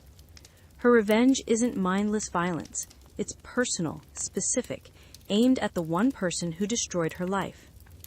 Pushkin also pays attention to the miller, the father. His transformation is particularly dark. After his daughter's death, he goes mad, or perhaps he becomes something other than human. He ends up living by the water, calling to passing boats, leading travelers astray. He's become a kind of male water spirit himself, his grief and rage transforming him. The tragedy spreads, corrupting everyone it touches. The unfinished nature of Pushkin's play has led to much speculation about how he intended to end it. Would the prince die? Would there be any possibility of redemption or reconciliation? Would the Rusalka child remain innocent or become fully monstrous? We can't know for certain, but the very fact that Pushkin kept returning to the work, revising it, suggests he found the material deeply compelling and perhaps deeply troubling. Pushkin's work had enormous influence on how later Russian and Slavic writers would approach the Rusalka. He'd established that you could take folklore and use it to explore serious psychological and social themes. The Rusalka wasn't just a supernatural threat in a folk tale. She was a way to talk about class differences, sexual politics, the consequences of betrayal, the way society treats women. But perhaps the most famous artistic treatment of the Rusalka comes not from literature but from music. In 1901, the Czech composer Antonín Dvořák premiered his opera Rusalka, and it has become one of the most beloved and frequently performed Czech operas, perhaps the most successful Czech opera ever written. Dvořák composed Rusalka late in his career. He was 60 years old, just 3 years before his death. The libretto was written by Jaroslav Kvapil, a Czech poet and playwright who drew on multiple sources. He incorporated elements from Czech folk tales collected by Karl Jaromír Urban and Božena Němcová, both important figures in Czech cultural nationalism. He also drew on Hans Christian Andersen's The Little Mermaid and Frederick de la Motte Fouque's Undine, creating a synthesis of Slavic folklore with Western European fairy tale tradition. The opera tells a story that has become familiar to anyone who knows The Little Mermaid, but with crucial differences in tone and ending. Rusalka is a water nymph, daughter of the water goblin who rules her lake. She has fallen in love with a human prince who comes to swim in the lake. She longs to become human so she can embrace him, so she can experience human love. Her father warns her against this desire, but she won't be dissuaded. He directs her to Yezibaba, a witch who lives in a cottage by the lake. In the opera's most famous moment, Rusalka sings to the moon, asking it to tell the prince of her love. This aria, the Song to the Moon, has become one of the most beloved pieces of operatic music, performed and recorded countless times, hauntingly beautiful in its expression of longing. Yezibaba can make Rusalka human, but the price is severe. Rusalka will lose her voice, shall be mute among humans. More ominously, if the prince's love proves false, if he betrays her, she'll be damned eternally, caught between the human world and the water, belonging to neither. And the prince will be cursed as well, sharing her damnation. Rusalka accepts these conditions. She's transformed and emerges from the water as the prince is passing by. He's immediately enchanted by this mysterious, silent woman. He takes her to his castle, intending to marry her. But problems quickly arise. Rusalka's silence troubles him. He can't understand her, can't fully connect with her. She remains mysterious, unknowable. Then a foreign princess arrives, a woman of the prince's own rank, sophisticated, articulate, everything Rusalka cannot be. The foreign princess is actively malicious, mocking Rusalka's silence and strangeness, seducing the prince away from his unsuitable bride. The prince, weak and fickle, abandons Rusalka for the princess. Rusalka's father, the water goblin, rescues her from the castle and pulls her back to the lake, but the damage is done. She's neither human nor spirit now, able to neither live nor die. She returns to Yezibaba, who offers her a solution. If Rusalka kills the prince, stabbing him with the magical knife, she can return to her watery existence. But Rusalka refuses. Despite everything, she can't murder the one she loves. The prince, realizing his mistake too late, comes to the lake seeking Rusalka. He's sick, tormented by guilt and loss. The foreign princess has rejected him contemptuously. His life is ruined. He finds Rusalka and begs her forgiveness, asks for one last kiss, knowing it will be fatal. Rusalka warns him that her kiss brings death. He insists. They kiss, and he dies in her arms. But in that moment, there's something that approaches transcendence. The prince has finally understood love, understood sacrifice, understood what he threw away.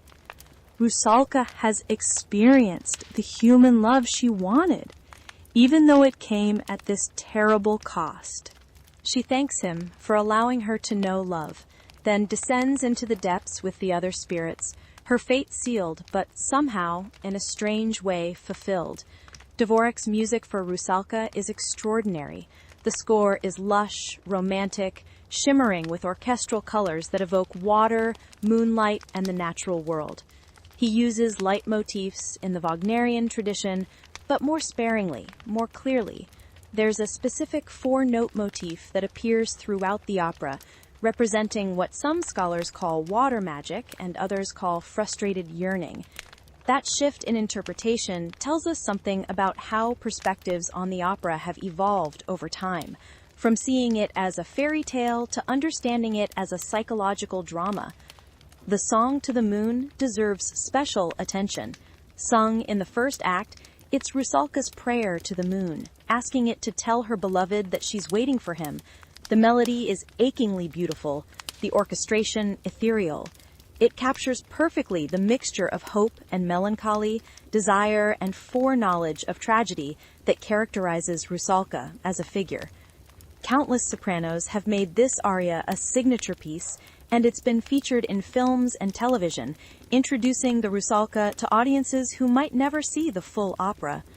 What Dvorak and Kvapel did brilliantly was preserve the tragic essence of the Rusalka folklore while creating a work that speaks to universal human experiences. This isn't just a story about a water spirit.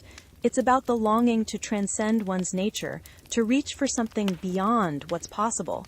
It's about the price of transformation, the cost of desire. It's about how love can be beautiful and destructive simultaneously. The opera also explores themes of voice and silence in profound ways. Rusalka loses her voice as the price of transformation, becoming literally voiceless in the human world. She can't speak, can't explain herself, can't defend herself against the foreign princess's manipulations. Her silence makes her mysterious and ultimately isolates her. This can be read as a metaphor for how women, particularly women who transgress social boundaries, are often silenced, unable to tell their own stories, defined by others' perceptions rather than their own voices. When the opera premiered at the National Theatre in Prague on March 31, 1901, it was an immediate success. Czech audiences embraced it as an expression of Czech national identity, a work that took their folklore seriously and treated it with artistic sophistication. The opera has remained central to the Czech repertoire ever since, performed regularly in Prague and other Czech cities. But Rusalka's popularity has spread far beyond Czech lands. It's now performed regularly at major opera houses worldwide. The Metropolitan Opera in New York has produced it multiple times. London's Royal Opera House, the Vienna State Opera, opera houses in Berlin, Paris, Sydney, all have mounted productions. The opera has introduced millions of people who might never have encountered Slavic folklore to the figure of the Rusalka. Modern productions of the opera have taken various interpretive approaches. Some emphasize the fairy tale elements, creating visually stunning productions with elaborate water effects, magical transformations, ethereal costumes. Others take darker, more psychological approaches, focusing on the opera as a story about power, desire, and the impossibility of crossing social boundaries. Some directors have staged it as a commentary on colonialism, with the prince representing dominant culture and Rusalka representing indigenous peoples forced to give up their identity. Others have read it through feminist lenses, examining how Rusalka is victimized by male desire and female rivalry. These varying interpretations suggest the richness of the source material. The Rusalka myth, whether in folklore or opera form, contains enough complexity to support multiple readings, to speak to different audiences in different ways. Visual arts have also been drawn to the Rusalka. Russian and Eastern European painters throughout the 19th and early 20th centuries produced numerous paintings featuring water nymphs and Rusalki. These paintings often have a romantic, mystical quality, showing beautiful women in or near water, usually in moonlight or twilight, surrounded by an atmosphere of magic and mystery. One of the most famous is Russian artist Ivan Krumskoy's painting, The Mermaids, from 1871, though the Russian title is actually Rusalki. It shows a group of young women, naked or lightly clothed, sitting by moonlit water. Their expressions are enigmatic, neither clearly threatening nor clearly benign. They could be harmless beauties or deadly spirits. The ambiguity is intentional. Ivan Bilibin, famous for his illustrations of Russian fairy tales, created striking images of Rusalki. His style, with its bold lines and flat colors inspired by Russian folk art and icon painting, gave the water spirits a distinctly Russian character. His Rusalki are beautiful, but clearly supernatural, belonging to a world of magic and danger. Witold Pruszkowski's painting Rusalki, created in the late 19th century, shows Rusalki engaged in their circle dance. The painting captures movement and moonlight beautifully, but there's also a sense of menace. These are not innocent maidens, but something otherworldly, something that could be dangerous to witness. These paintings weren't just illustration. They were part of a broader cultural movement in Russia and Eastern Europe, a romantic nationalism that sought to recover and celebrate native folklore and mythology. In the 19th century, as these nations struggled with questions of identity, particularly in relation to Western Europe, their own myths and legends became politically and culturally significant. Moving into the 20th and 21st centuries, the Rusalka has appeared in modern literature, film, television, and video games, adapted and reinterpreted for contemporary audiences. In literature, Polish author Andrzej Sapkowski's Witcher series, which began in the 1990s, features Rusalki among its many creatures from Slavic mythology.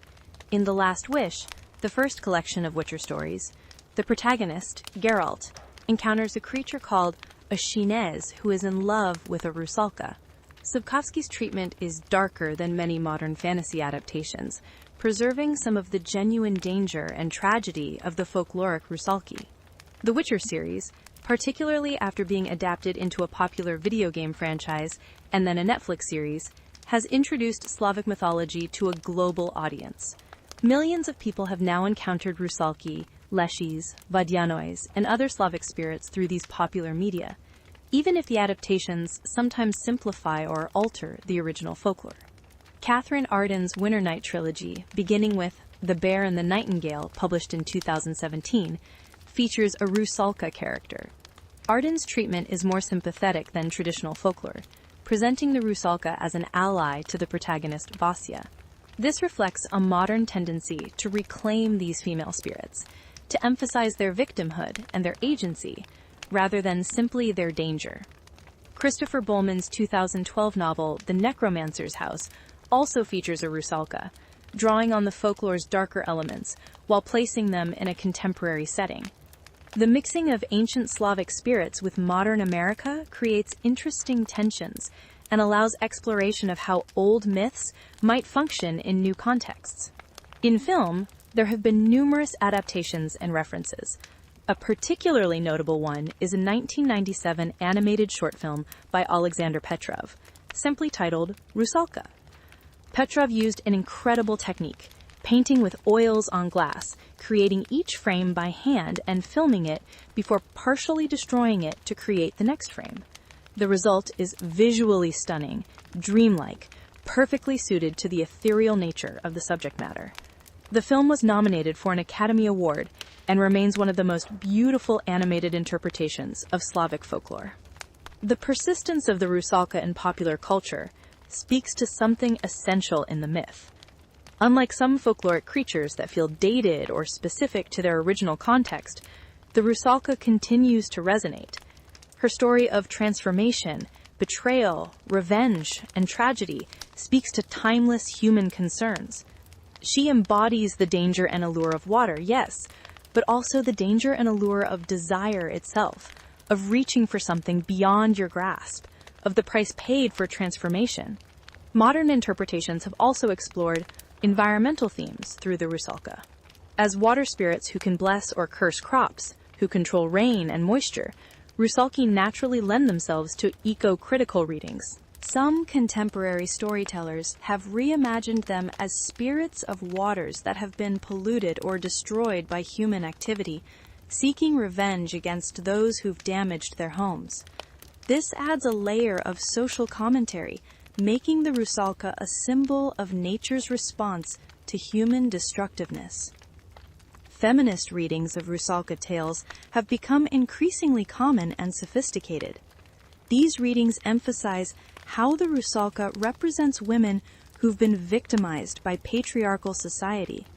She's the woman who was sexually used and then abandoned, the woman who was driven to suicide by shame, the woman whose voice was taken away, the woman who wasn't allowed to exist on her own terms.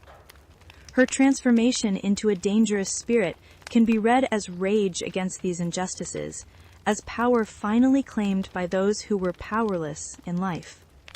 But these feminist readings are complicated by the fact that the Rusalka, in her revenge, often victimizes other women or indiscriminately attacks men who haven't personally wronged her.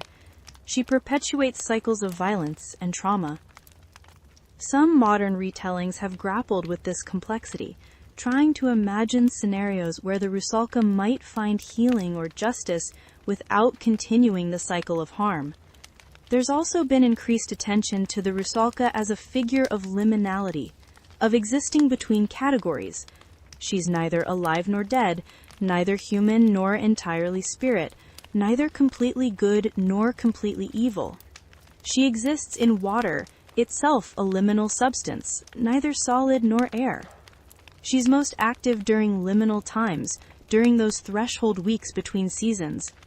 This liminality makes her particularly interesting for explorations of identity, transformation, and belonging. Contemporary Slavic artists and writers have reclaimed the Rusalka as part of cultural heritage that was suppressed during the Soviet era. There's been a renaissance of interest in pre-Christian Slavic traditions, and the Rusalka features prominently in this revival. Folk music groups perform songs about Rusalki. Artists create works inspired by the old beliefs. Writers explore these myths in new ways, seeking to recover and preserve cultural memory. This cultural reclamation isn't without controversy. Some worry about romanticizing or sanitizing beliefs that were genuinely about fear and death. Others are concerned about modern paganism appropriating folkloric traditions without understanding their original contexts. But the very fact that these debates are happening suggests that the Rusalka remains culturally vital, meaningful, contested. In Russia, Ukraine, Poland, Belarus, and other Slavic nations, the Rusalka has become a symbol of national and cultural identity. She represents something distinctly theirs, not borrowed from Greek or Roman mythology, not imported from Western Europe.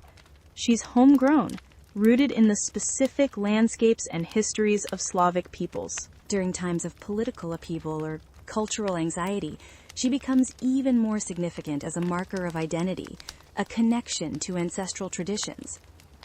Educational initiatives have begun incorporating Rusalka stories into curricula about cultural heritage. Museums create exhibits about Slavic mythology, featuring the Rusalka prominently. Folk festivals reenact Rusalka Week traditions, teaching younger generations practices their great-grandparents would have known intimately.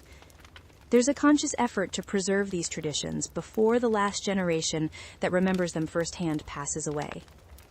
The Rusalka also appears in contemporary music beyond classical opera. Folk metal bands from Slavic countries have written songs about Rusalki, combining traditional melodies with modern instrumentation. Electronic music producers have sampled recordings of old Rusalka songs, creating haunting tracks that blend ancient and contemporary. Even pop music has occasionally referenced the Rusalka, though often in simplified or romanticized ways. The internet age has created new spaces for Rusalka stories. Fan fiction communities write variations on the tales. Artists share their interpretations on platforms like DeviantArt and Instagram. Discussion forums debate the finer points of regional variations. YouTube channels dedicated to mythology and folklore regularly feature videos about Rusalki. The Rusalka has found new life in digital spaces, reaching global audiences in ways that would have been impossible even 30 years ago. What's particularly interesting about this digital age spread is how it's created cross-cultural dialogue.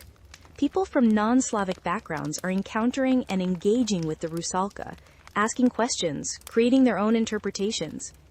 Meanwhile, people of Slavic descent living in diaspora communities are using these digital platforms to maintain connection with their cultural heritage, sharing stories their grandparents told them, correcting misconceptions, preserving variations that might otherwise be lost. Now let's delve deeper into what the Rusalka actually represents. the symbolic and psychological dimensions that make her such a powerful and enduring figure. At the most basic level, the Rusalka embodies the dual nature of water itself. Water is essential for life. We can't survive without it. Crops need it, animals need it, human bodies are mostly water. But water is also dangerous. People drown, floods destroy, diseases spread through contaminated water. Too much water or too little, and communities starve. The Rusalka captures this duality perfectly. She's beautiful and terrible, life-giving and death-dealing. She can bless your fields or drown your children. She demands respect for water's power, acknowledgement that the natural world operates by its own rules, not ours. In a pre-modern society without sophisticated water management, this was vital wisdom. The Rusalka taught people to be cautious around water, to never take it for granted, to understand that what sustains you can also kill you. But the symbolism goes deeper. The Rusalka represents the natural world's response to human transgression. She exists because something went wrong in the human sphere. A woman was betrayed or murdered or driven to despair. Social rules were violated. A child died unbaptized because of poverty or sin. These human failures have consequences that extend beyond the immediate situation. They corrupt the natural world, creating spirits of vengeance and tragedy. This is sophisticated ecological and social thinking, embedded in mythological form. Actions have consequences. Individual transgressions affect the community and the environment. You can't simply dispose of problems, can't simply forget the victims, because they'll return in transformed and dangerous forms. The Rusalka is memory that won't be suppressed, consequences that won't be avoided, justice that demands acknowledgement even if it comes too late. The gendered nature of the Rusalka is significant and complex. These are overwhelmingly female spirits, born from female tragedy. The few male Rusalki that appear in folklore are exceptions, unusual enough to be noted specifically. Why are they female? Part of the answer relates to women's actual vulnerability in traditional Slavic society. Women were subject to male authority, first their fathers, then their husbands. They had limited economic options, limited social power, limited ability to defend themselves against abuse or abandonment. When things went wrong in a woman's life, her options for recourse were severely limited. She couldn't sue for breach of promise. She couldn't support herself and an illegitimate child alone. She couldn't leave an abusive husband without losing everything. The Rusalka represents what happens when women have no acceptable choices, when they're pushed to the point of despair. The drowned woman who becomes a Rusalka has chosen death over the unbearable life she faced. But in death, paradoxically, she gains power she never had in life. She becomes dangerous. She can't be ignored or dismissed. She demands attention and exacts revenge. This can be read as wish fulfillment, as fantasy empowerment for women who were actually powerless. The stories allowed women to imagine scenarios where their suffering had consequences for those who wronged them, where they became powerful rather than remaining victims. Even if that power came at the price of death and damnation, even if it was monstrous power, it was still power. But the Rusalka's power is also tragic and limited. She's trapped, unable to move on, unable to rest, unable to truly live. She can hurt, but not heal. She can destroy, but not create. She's caught between worlds, belonging nowhere, existing in perpetual pain. Her power comes at a cost so high that it's barely power at all. It's more like a prison. This reflects a hard truth about trauma and revenge. Becoming dangerous doesn't heal wounds. Hurting others doesn't erase what was done to you. The Rusalka has agency and power in death that she lacked in life, but she's not free. She's still defined by what was done to her, still trapped by the circumstances that killed her. Her entire existence as a Rusalka is a reaction to her victimization, and reactions, even violent ones, aren't the same as genuine liberation. The loss of voice that appears in many Rusalka stories, most famously in Dvorak's opera, carries profound symbolic weight. The Rusalka can't speak, can't explain herself, can't tell her story in her own words. Others interpret her, define her, speak for her or about her. She's seen but not heard, except perhaps in wordless song. This silencing reflects how marginalized people, particularly women, have historically been denied voice. Their stories are told by others, interpreted through others' frameworks, simplified or romanticized or demonized. The Rusalka's tragedy isn't just what happened to her in life or what she became in death. It's that she can never fully explain why, can't make others understand the pain that drove her to become what she is. Yet the Rusalka's silence is also powerful in its own way. It's mysterious, unknowable. It forces those who encounter her to confront their own assumptions, their own fears and desires. Her silence is a blank screen on which others project their own meanings.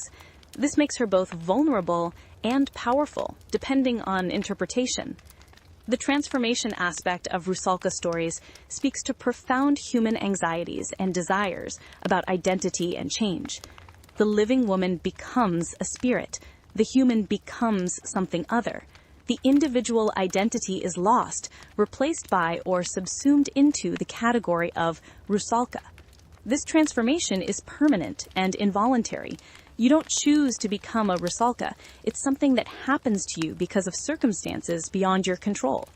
This can be read as commentary on how trauma transforms people, how certain experiences change you so fundamentally that you can never return to who you were. The woman who drowns herself isn't just physically dead. The person she was before the betrayal, before the despair, has also died.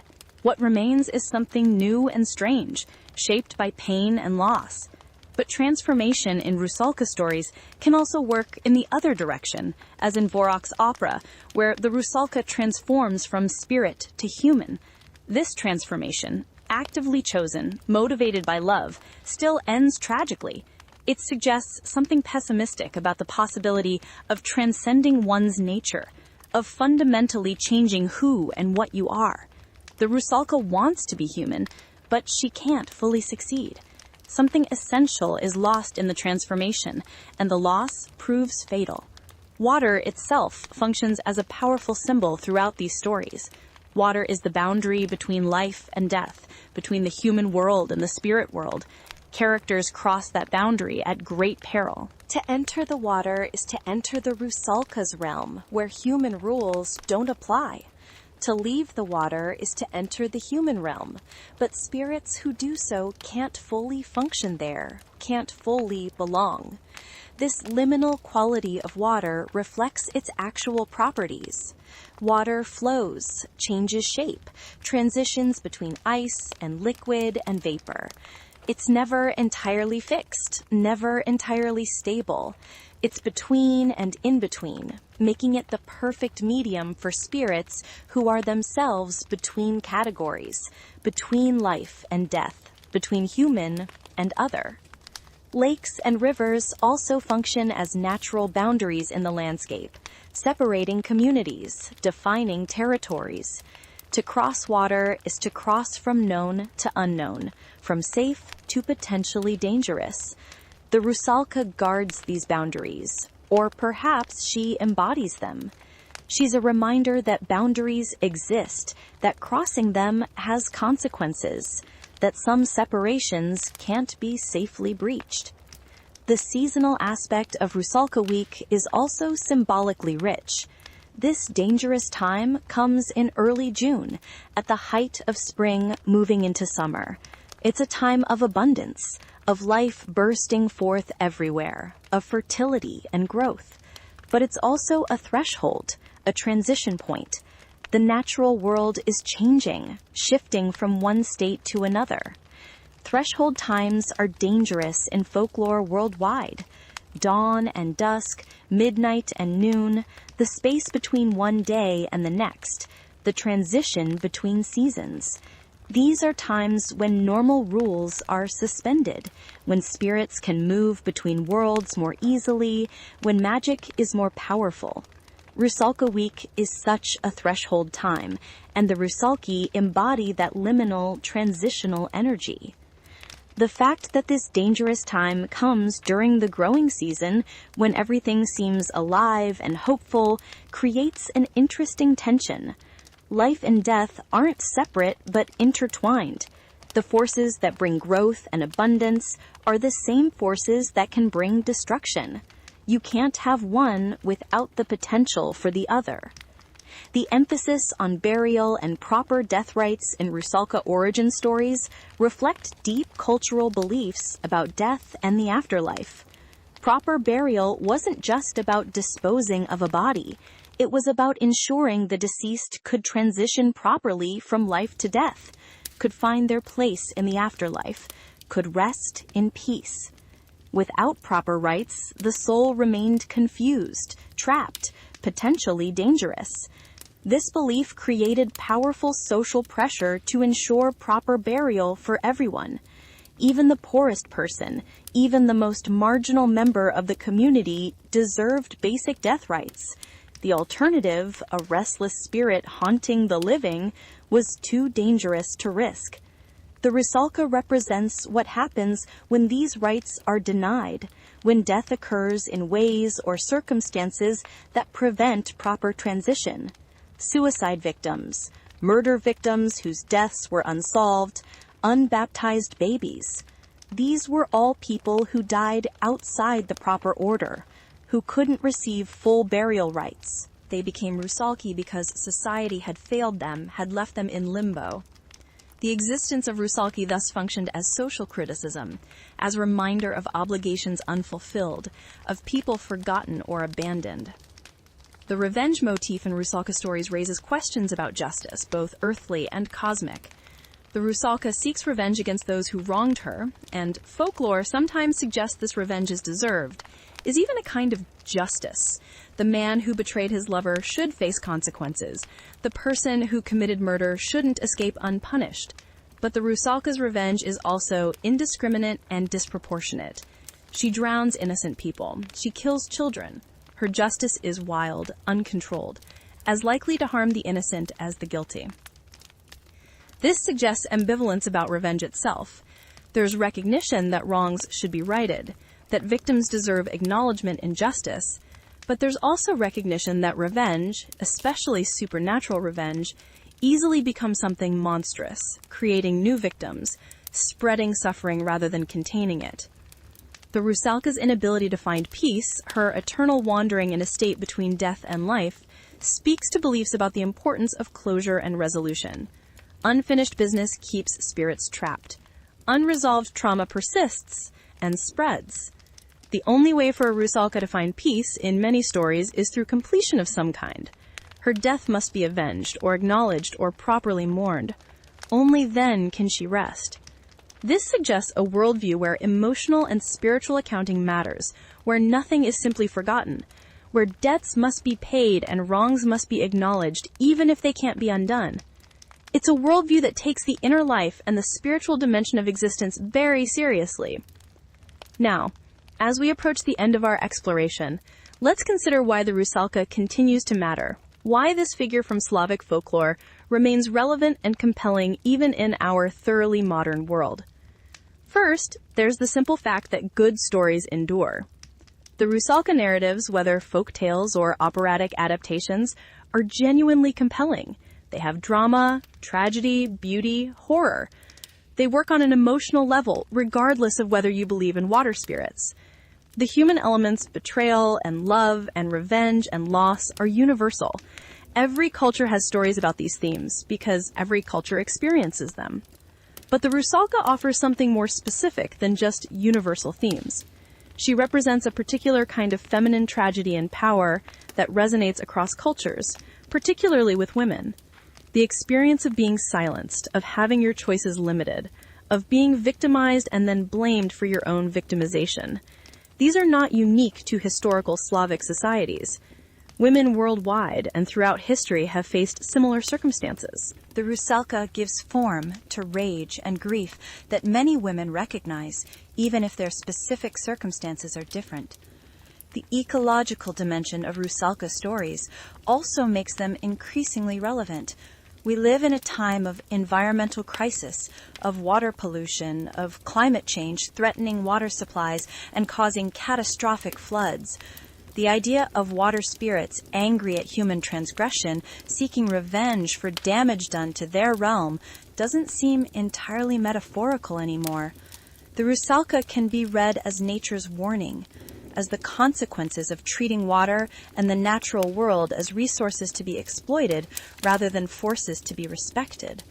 Some contemporary environmentalists have explicitly invoked the Rusalka in their work, using her as a symbol for the need to respect water, to protect rivers and lakes, to remember that these are living systems with their own integrity. Whether you believe in actual spirits or not, the underlying message remains valid. Pollute the water at your peril. Treat natural systems carelessly, and there will be consequences. The Rusalka also speaks to contemporary interest in reclaiming and preserving indigenous and traditional knowledge. As globalization threatens to homogenize cultures, there's a counter-movement of people seeking to maintain and celebrate local traditions, specific cultural identities, ways of knowing that aren't Western or modern.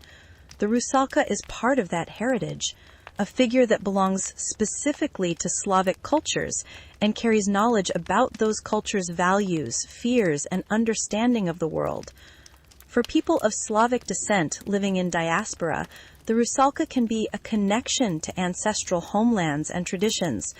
She's a figure their grandparents or great-grandparents would have known, stories that were told before the family immigrated, before languages were lost, before assimilation changed everything.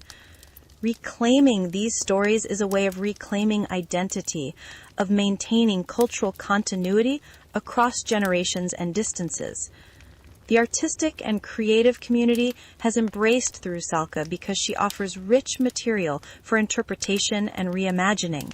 She's old enough to have gravitas, to carry the weight of tradition, but not so rigidly defined that there's no room for creativity.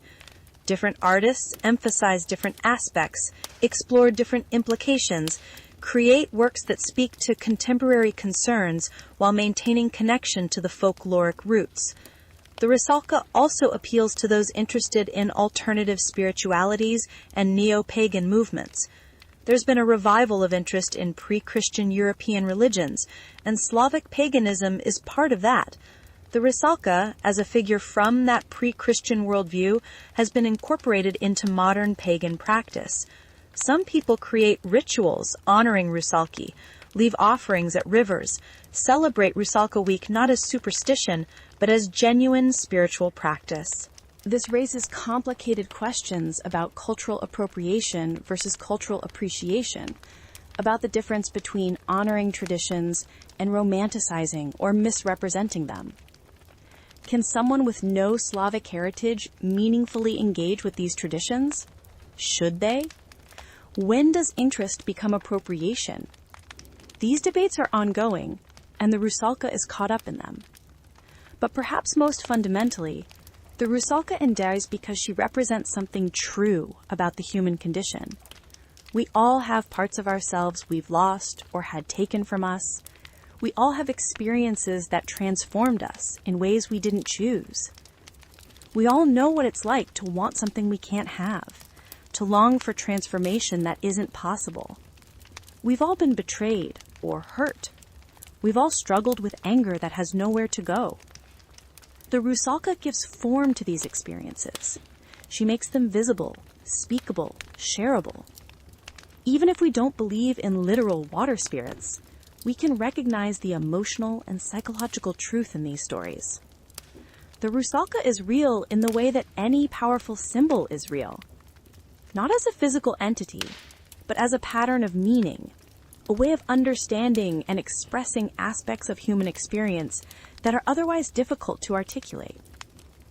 She also represents the dark side of transformation and transcendence, a necessary corrective to overly optimistic narratives about change and growth. Not all transformations are positive. Not all changes lead to better states. Sometimes what transforms you is trauma, and what you become is damaged. The Rusalka doesn't let us forget that.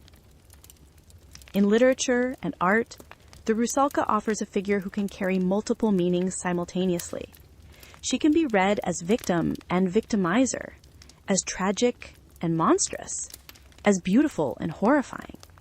This multiplicity makes her endlessly interesting, always available for new interpretation, never exhausted or explained away. The visceral, physical nature of Rusalka stories also makes them memorable and impactful. These aren't abstract philosophical tales. They're about bodies drowning, water entering lungs, fingers gripping and pulling. They're about the actual material danger of water. This groundedness in physical reality gives the story staying power. You remember them in your body, not just your mind. As we look to the future, the Rusalka will likely continue to evolve, as she has throughout her long history. New stories will be told, new interpretations offered, new meanings discovered. Artists will continue to be inspired by her. Writers will continue to explore her implications. She'll appear in media we can't yet imagine, speaking to concerns and audiences we haven't yet encountered. But she'll remain recognizable as herself, because certain core elements persist. The connection to water, the association with death and tragedy, the beauty that masks danger, the voice that can't speak or can only sing, the longing for something beyond reach.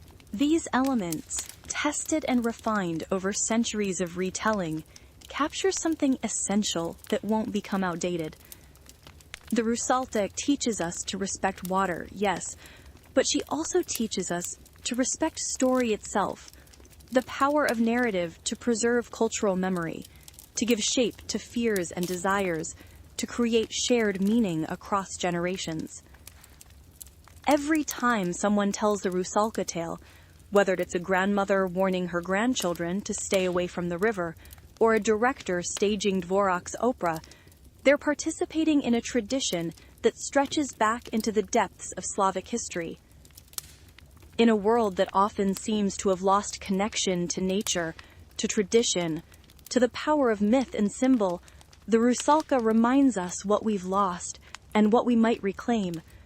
Not through literal belief in water spirits necessarily, but through respect for the wisdom embedded in these old stories, through recognition that our ancestors weren't simple or superstitious, but were grappling with genuine mysteries and real dangers in the best ways they knew how. The waters the Rusalka haunts are still there. Rivers still flow through forests. Lakes still reflect moonlight. The natural world still operates by its own rules, still demands respect, still poses dangers. And the human experiences that created the Rusalka myth, betrayal and loss and despair, and the longing for justice, these haven't gone away. We may express them differently, may frame them in different terms, but the underlying realities persist. So the Rusalka persists too, adapting, evolving, taking new forms while maintaining her essential character. She moves from folktale to literary drama, to opera, to painting, to digital art, to video games, to streaming series, and each medium adds something new while preserving something old. She belongs to the past, but refuses to stay there. She reaches forward into the present and future, still singing her wordless songs, still calling from the water's edge, still asking us to look, to listen, to remember. And we should listen. Not because water spirits are literally real, waiting to drown us if we go swimming during Rusalka week, but because the Rusalka represents truths that are real. Water is both life and death. Nature has power that demands respect. Actions have consequences that ripple outward. The marginalized and forgotten don't simply disappear. They persist, transformed, in the stories we tell and the symbols we create. Justice delayed becomes justice denied, which becomes rage that seeks its own resolution. These are lessons worth remembering, wisdom worth preserving. The Rusalka, beautiful and terrible, tragic and dangerous, silenced but never silent, carries these lessons forward through time. She is memory that won't fade, story that won't die, the voice of water itself, reminding us that we are not separate from nature, but part of it, subject to its rules, responsible for our effects upon it. She is the drowned woman who won't stay drowned, the victim who transforms into something powerful, the beauty that masks danger, the longing that transcends death. She is, in the end, profoundly human in her inhumanity, real in her unreality, meaningful precisely because she never existed and yet exists in every telling of her tale. The Rusalka lives in the water, yes, but she also lives in story, in song, in art, in the imagination of every person who has ever heard her tale and felt something stir in response. She lives wherever water meets land, wherever past meets present, wherever the world of spirits and the human world briefly touch and overlap. And she'll continue to live as long as people tell stories, as long as water flows through forests, as long as someone remembers to look at moonlight on a lake and wonder what might be watching from beneath the surface. So if you enjoyed learning about the Rusalka tonight, if her story spoke to something in you, I'd love for you to hit that like button. Subscribe to Echoes of Etheria if you haven't already, so you can join me for more explorations of mythology and folklore from around the world. Ring that notification bell so you don't miss future videos, and please share this video with anyone you think might appreciate learning about this fascinating figure from Slavic tradition. Drop a comment below and tell me what you think. Had you heard of the Rusalka before? What aspects of her story resonated with you? Are there other creatures or spirits from Slavic mythology you'd like me to explore? I read every comment, and I love hearing from you. And if you really want to support the channel, consider checking out my Patreon, where you get early access to videos, behind-the-scenes content, and the opportunity to vote on future topics. Your support helps me continue creating these deep dives into the world's mythologies and bringing these stories to life. Until next time, stay curious, stay respectful of the old stories, and maybe, just maybe, stay away from forest lakes during early June. You never know what might be waiting in the water, singing songs that call to something deep in your soul, offering beauty and death in equal measure. Thank you for joining me tonight. I'm so glad you are here. Now go forth and remember the Rusalka. The protection methods used against Rusalki deserve deeper exploration because they reveal how people thought about spiritual danger and how they sought to defend themselves against forces they believed were real and threatening.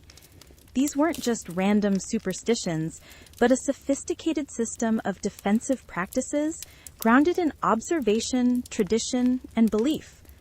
Wormwood, Artemisia absinthium, was perhaps the most universally recognized protection against Rusalki across Slavic lands.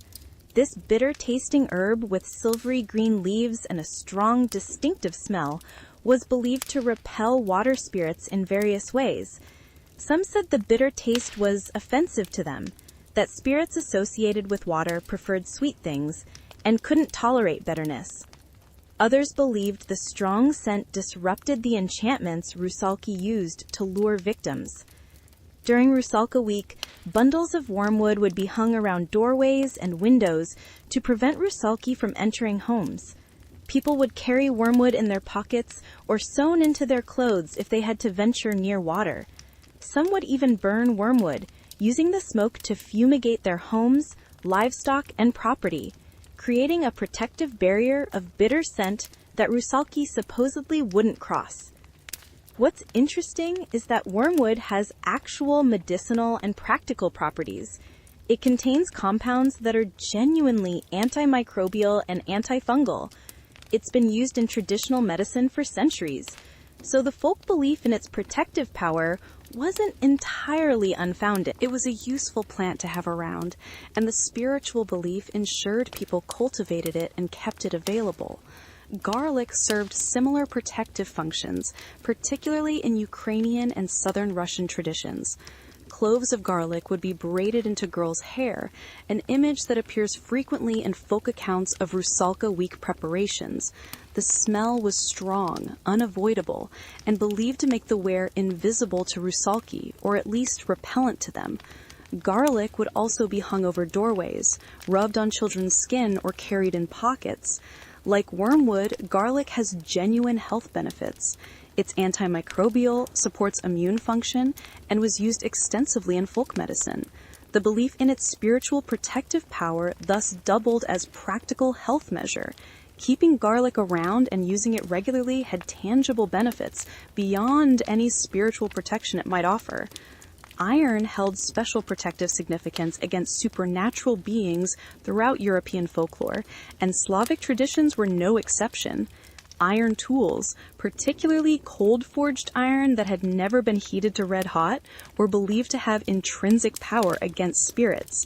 During Rusalka week, people would drive iron nails into door frames and window frames. Horseshoes, already lucky symbols, would be hung over entrances with particular care during this dangerous time. The belief in iron's protective power has deep roots. Iron was essential technology, the basis of tools and weapons that allowed humans to shape their environment. It came from the earth, but was transformed by human skill into something new and powerful. This transformation, from ore to metal to tool, gave iron associations with human mastery over nature, which translated into power over nature spirits. Farmers would carry iron tools with them during Rusalka week, even if they weren't working. A scythe or axe served as both practical implement and spiritual protection. If you had to approach water for some unavoidable reason, you'd bring iron, perhaps driving a nail into the ground at the water's edge to create a protective marker. Certain woods were also believed to offer protection. Rowan wood, from the rowan or mountain ash tree, was particularly powerful. Crosses carved from rowan wood would be placed in fields, hung in barns, carried as amulets. Rowan has red berries and was associated with protection against evil in many European traditions. The tree itself was considered sacred, or at least spiritually significant, and items made from its wood inherited that significance. Birch, despite being the tree most associated with Rusalki, also had protective aspects. Birch branches brought into the home during Rusalka week weren't just offerings to the spirits, but also protective barriers. The logic might seem contradictory, bringing into your home branches from the very trees the Rusalki inhabit, but it made sense within the belief system. By honoring the birch, by acknowledging its importance to the Rusalki, you gained its favor. The branches served as both tribute and shield. Aspen wood had protective properties related to its association with Christian legends. Some traditions held that the cross on which Jesus was crucified was made of aspen, and the tree trembles eternally in shame at having served that purpose. Whether that legend is old or a later Christian addition to existing beliefs about aspen is unclear, but the result was that aspen stakes driven into the ground could create protected boundaries. Religious protections, Christian prayers and symbols were also employed against Rusalki, though their effectiveness was sometimes questioned in folklore. A priest could bless a home or field with holy water and prayers.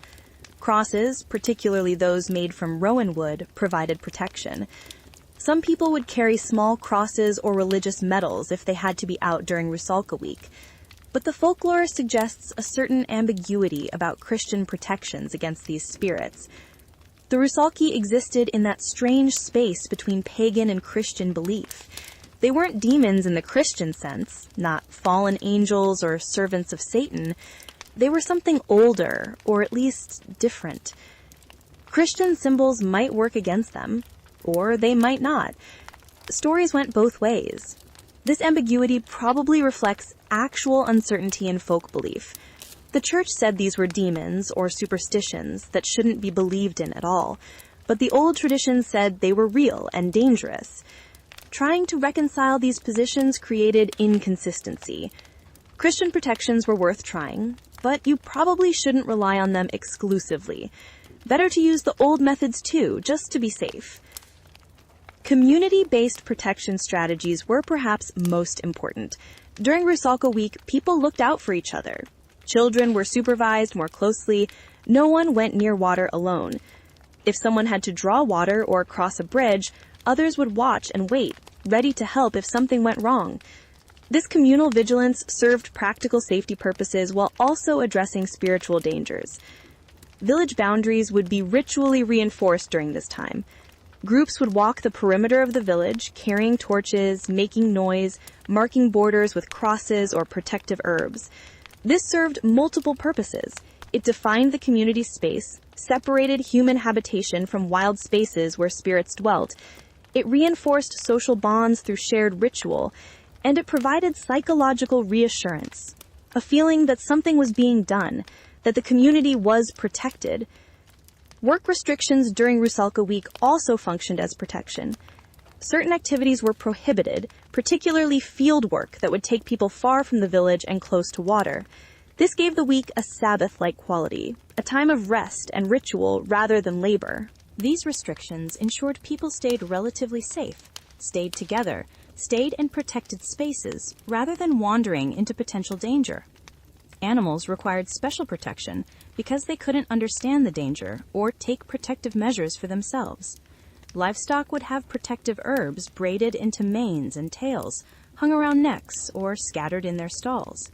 Sometimes animals would be fumigated with smoke from burning protective herbs, the smoke passing over them to create a protective barrier. Farm animals would be kept closer to home during Rusalka week, not allowed to wander to pastures near water. This was presented as spiritual protection, but also served practical purposes. Animals grazing near swollen spring rivers or unstable riverbanks were genuinely at risk. The spiritual belief ensured sensible precautions were taken. Interestingly, offerings were also a form of protection, or perhaps propitiation is a better word. Rather than just defending against the Rusalki, you could try to appease them, to win their favor, or at least their neutrality. Food offerings, particularly bread, eggs, and beer, would be left at the bases of birch trees or at water's edge. These weren't hidden or secret, but deliberate, public offerings that acknowledged the Rusalki's presence and power. The logic was diplomatic rather than confrontational. The Rusalki were powerful and couldn't be completely controlled or eliminated. Better to show respect, to honor them, to give them what they wanted, and hope they'd be satisfied and leave you alone. This approach treated them almost like difficult neighbors rather than purely hostile spirits. You couldn't make them go away, but maybe you could live alongside them peacefully if you were careful and respectful. Cloth offerings were particularly significant. Women would weave or embroider beautiful cloth and leave it at sacred spots, or float it on water in offering to the Rusalki. This was valuable, representing hours of skilled work, which made it a meaningful sacrifice. The Rusalki, having once been women, were believed to appreciate beautiful textile work, to remember their own lives when they worked at spinning and weaving. Some regions had traditions of floating entire wreaths or garlands on the water during Rusalka week, not for divination, but as offerings. These would be elaborate, made with flowers and herbs and ribbons, representing the community's acknowledgement of the spirits and their power. The wreaths would float away downriver, carrying prayers or requests or simply acknowledgement. The end-of-week banishment rituals served as both protection and release. By performing these ceremonies properly, by sending the Rusalki back to the water with appropriate respect and finality, communities believed they could ensure the spirits would return to their proper place and stay there for another year. The ritual defined the boundary, said clearly that the dangerous time was over, that normal life could resume. These banishment rituals had specific components that had to be done correctly for them to work. The Kostroma effigy had to be made properly, treated appropriately during the week, then destroyed at the right time in the right way. The birch tree that had been honored all week had to be taken to the water and ceremonially drowned. Songs had to be sung, specific lamentations performed. Miss a step, do something wrong, and the protection might not hold. This attention to ritual detail reflected deep belief in the efficacy of the practices. These weren't just performances or traditions done because they'd always been done. People genuinely believed these actions had power, that doing them correctly made a real difference in their safety and prosperity. the weight of that belief can't be overstated. It shaped behavior, structured time, created shared experience across generations. Now, as we move toward understanding the Rusalka's continuing legacy and relevance, we need to consider why this figure persists, why she continues to capture imaginations and inspire artistic works even in our modern, largely secular, scientific world. The Rusalka endures, first and foremost, because she's a genuinely good story. Strip away the belief, treat it purely as narrative, and you still have compelling drama. A woman wronged, transformed by death into something powerful and terrible, seeking recognition or revenge, or simply unable to rest. That's strong material. It has conflict, emotion, transformation, tragedy. These are the elements that make stories memorable and meaningful, regardless of whether you believe they're literally true. But the Rusalka is more than just a good story. She represents something that remains relevant to contemporary concerns and experiences.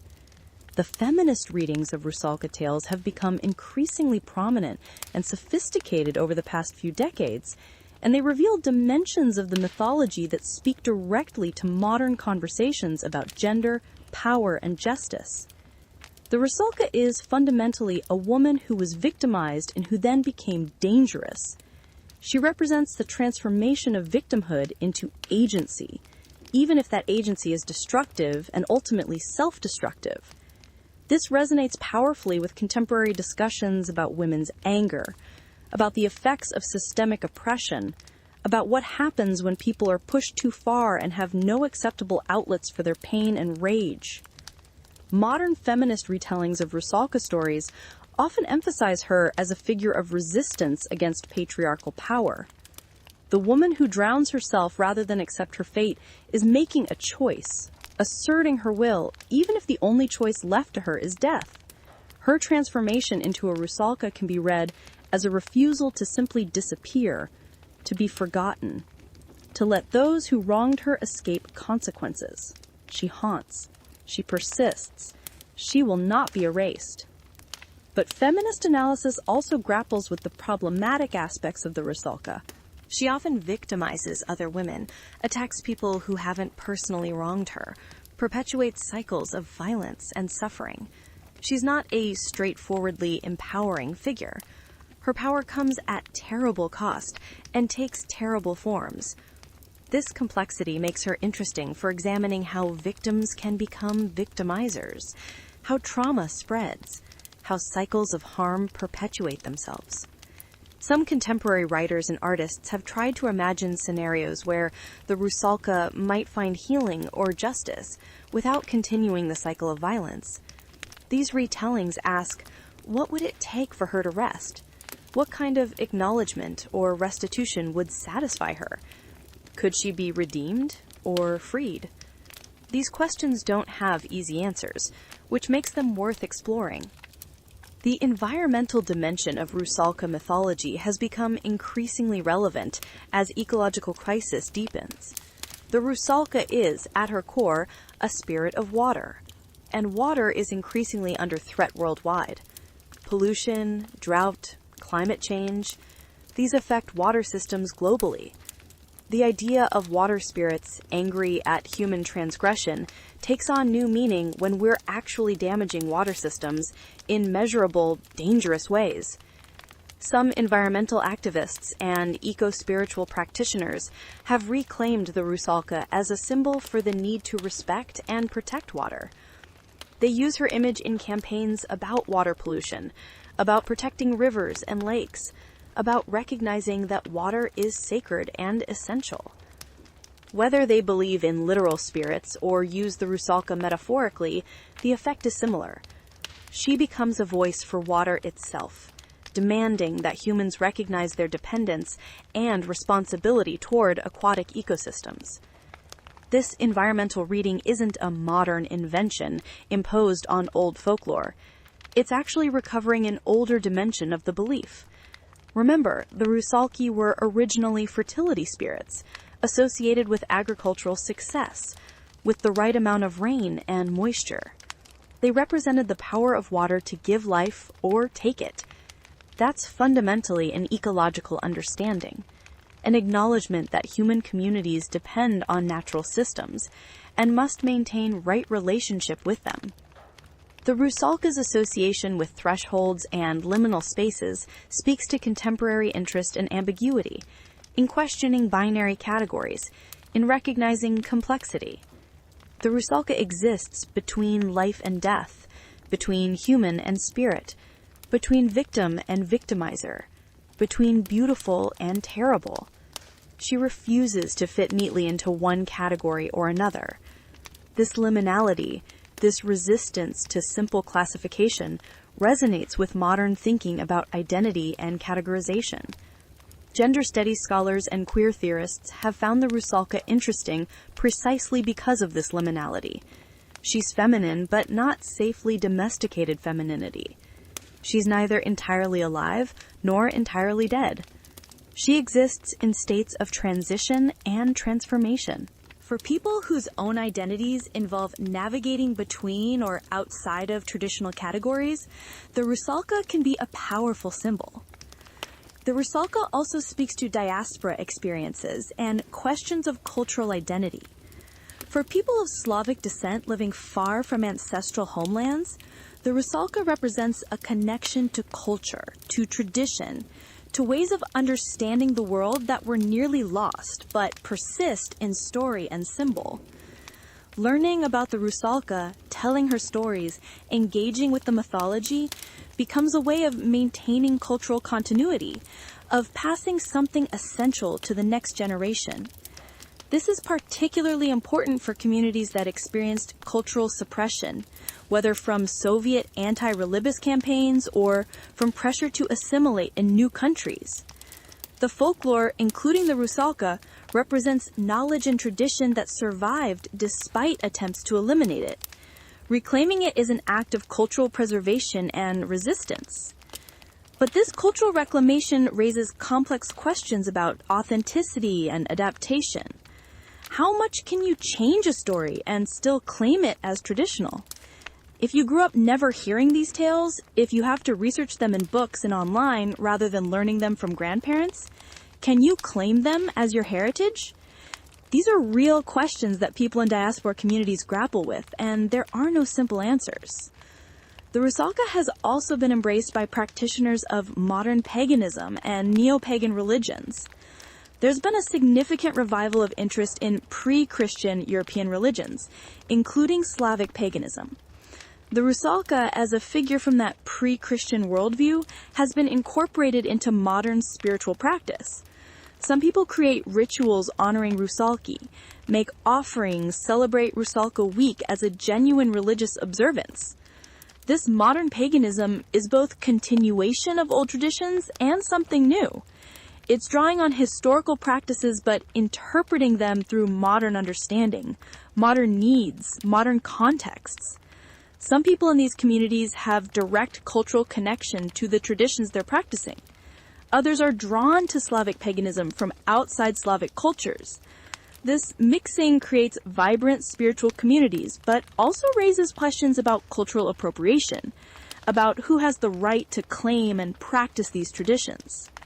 The Rusalka's presence in popular culture, particularly in video games and fantasy literature, has introduced her to global audiences who might never have encountered Slavic folklore otherwise. The Witcher series alone has brought Slavic mythology to millions of people worldwide. While these popularizations often simplify or alter the original folklore, they also create interest that leads people to seek out more authentic sources, to learn about the actual traditions behind the fantasy versions. This creates an interesting feedback loop. Popular culture simplifies the Rusalka, makes her accessible to broad audiences. Some of those audience members become curious about the real folklore. They research, they learn, they engage with the actual complexity and depth of the tradition. Some even become creators themselves, producing works that more faithfully represent the folklore, which influences the next generation of popular representations. Educational institutions have begun taking folklore more seriously as a subject, worthy of study and preservation. Universities in Slavic countries have programs dedicated to ethnography and folklore. Museums create exhibits about traditional beliefs and practices. There's recognition that this knowledge is valuable cultural heritage that deserves to be preserved and studied, not dismissed as mere superstition. The Rusalka features prominently in these educational efforts. She's one of the most well-known figures from Slavic folklore, making her an accessible entry point for people learning about the tradition. Her stories are complex enough to support serious study, examining their historical development, regional variations, symbolic dimensions, and cultural functions. Digital technology has transformed how folklore is preserved and shared. Recordings of traditional Rusalka songs, photographs of old ritual practices, videos of contemporary folk festivals, all of these are now available online, accessible to anyone with internet connection. This democratizes access to cultural knowledge, but also raises questions about context and interpretation. Someone can watch a video of Rusalka Week celebrations without understanding the cultural context, the history, the actual beliefs behind the practices. They might misinterpret what they're seeing, might appropriate elements without understanding their significance. But the alternative, keeping this knowledge locked away or letting it disappear, seems worse. The digital age allows for preservation and sharing that wasn't possible before, even if it comes with risks and challenges. Social media has created new communities around folklore and mythology. People from around the world connect over shared interest in Rusalki and other Slavic spirits. They share knowledge, correct misconceptions, debate interpretations, create art inspired by the traditions. These online communities can be spaces of genuine cultural exchange and learning, though they can also be spaces where misinformation spreads or where cultural traditions are misrepresented. The Rusalka appears in contemporary art in diverse and sophisticated ways. Visual artists create paintings, sculptures, digital art featuring her. These works range from traditional representations to radical reinterpretations, from horror to beauty, from simple illustrations to complex conceptual pieces. Each artist brings their own perspective, their own concerns, their own cultural background to their Rusalka work. Dance and performance art have also engaged with the Rusalka. Choreographers create pieces inspired by her stories, using movement to express the tragedy, the transformation, the haunting quality of the mythology. These performances often blend traditional Slavic dance elements with contemporary techniques, creating something that honors the past while speaking to the present. Music continues to be drawn to the Rusalka. Beyond Dvorak's famous opera, contemporary composers write works inspired by her. Folk musicians perform traditional Rusalka songs while also creating new ones. The intersection of old melodies and new instrumentation, traditional themes and contemporary musical sensibilities creates rich and varied musical landscape around this figure. Literature keeps returning to the Rusalka, finding new angles, new approaches, new ways to tell these old stories. Some writers stay close to the folkloric sources, retelling the traditional tales with minimal changes. Others use the Rusalka as a starting point for completely original stories, treating her as a character type or symbol rather than trying to faithfully represent the folklore. Both approaches have value. Both keep the tradition alive and evolving. The academic study of Rusalka folklore has produced significant scholarly work, examining the tradition from anthropological, literary, historical, and cultural perspectives. Scholars have traced the evolution of beliefs, documented regional variations, analyzed the social functions of the folklore, explored connections to other traditions. This scholarship preserves knowledge, but also makes it accessible to broader audiences, creating bridges between folk tradition and academic understanding. What's particularly valuable about serious scholarly work on folklore is that it takes the beliefs seriously on their own terms. Instead of dismissing them as primitive superstition, good folklorists try to understand why people believed these things, what functions the beliefs served, how they reflected and shaped social realities. This respectful, contextualized approach reveals the sophistication and complexity of folk belief systems. The Rusalka, when studied carefully, reveals layers of meaning and function. She's not just a scary story to frighten children. She's a complex cultural construct that served multiple purposes, explaining tragic deaths, encoding practical wisdom about water safety, providing outlet for fears and desires, creating social cohesion through shared belief, marking important times in the agricultural calendar, expressing ambivalence about female sexuality and power, and much more. Understanding all these layers doesn't diminish the Rusalka. If anything, it makes her more interesting, more worthy of attention. She's not a simple figure, but a rich, multifaceted symbol that carried enormous cultural weight for the communities that believed in her. As we approach our conclusion, it's worth reflecting on what the Rusalka ultimately represents and why she matters, why we should care about this figure from Slavic folklore, even if we have no Slavic heritage, even if we don't believe in water spirits, even if we live far from the forests and rivers where her stories originated. The Rusalka matters because she represents something universal expressed through specific cultural forms. The experience she embodies of victimization and transformation, of being silenced and seeking voice, of being caught between worlds, of longing for something beyond reach. These are human experiences. Every culture has ways of expressing them, and the Rusalka is the Slavic way, shaped by specific geography, history, and tradition. She matters because she reminds us that folklore isn't just quaint stories from the past. It's a living tradition that continues to evolve, that speaks to contemporary concerns, that can be reclaimed and reinterpreted for new contexts while maintaining connection to its roots. The Rusalka bridges past and present, tradition and innovation, belief and metaphor. She matters because she embodies the power of water and the necessity of respecting natural forces. In an age of environmental crisis, when human activity threatens water systems worldwide, the Rusalka's message about respecting water, about understanding its dual nature as giver and taker of life, becomes increasingly urgent. We might not believe in literal water spirits, but we absolutely need to recognize that water demands respect, that treating it carelessly has consequences. She matters because she gives voice to those who were silenced, because she insists that victims not be forgotten, that injustices not be ignored. Even in her monstrous form, even when she becomes dangerous and destructive, the Rusalka represents the persistence of memory, the refusal to simply disappear.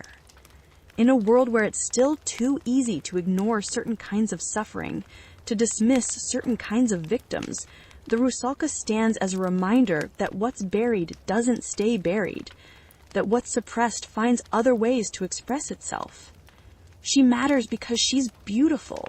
The artistic works she's inspired, from Pushkin's poetry to Dvorak's opera to countless paintings and performances, these are genuinely beautiful cultural achievements.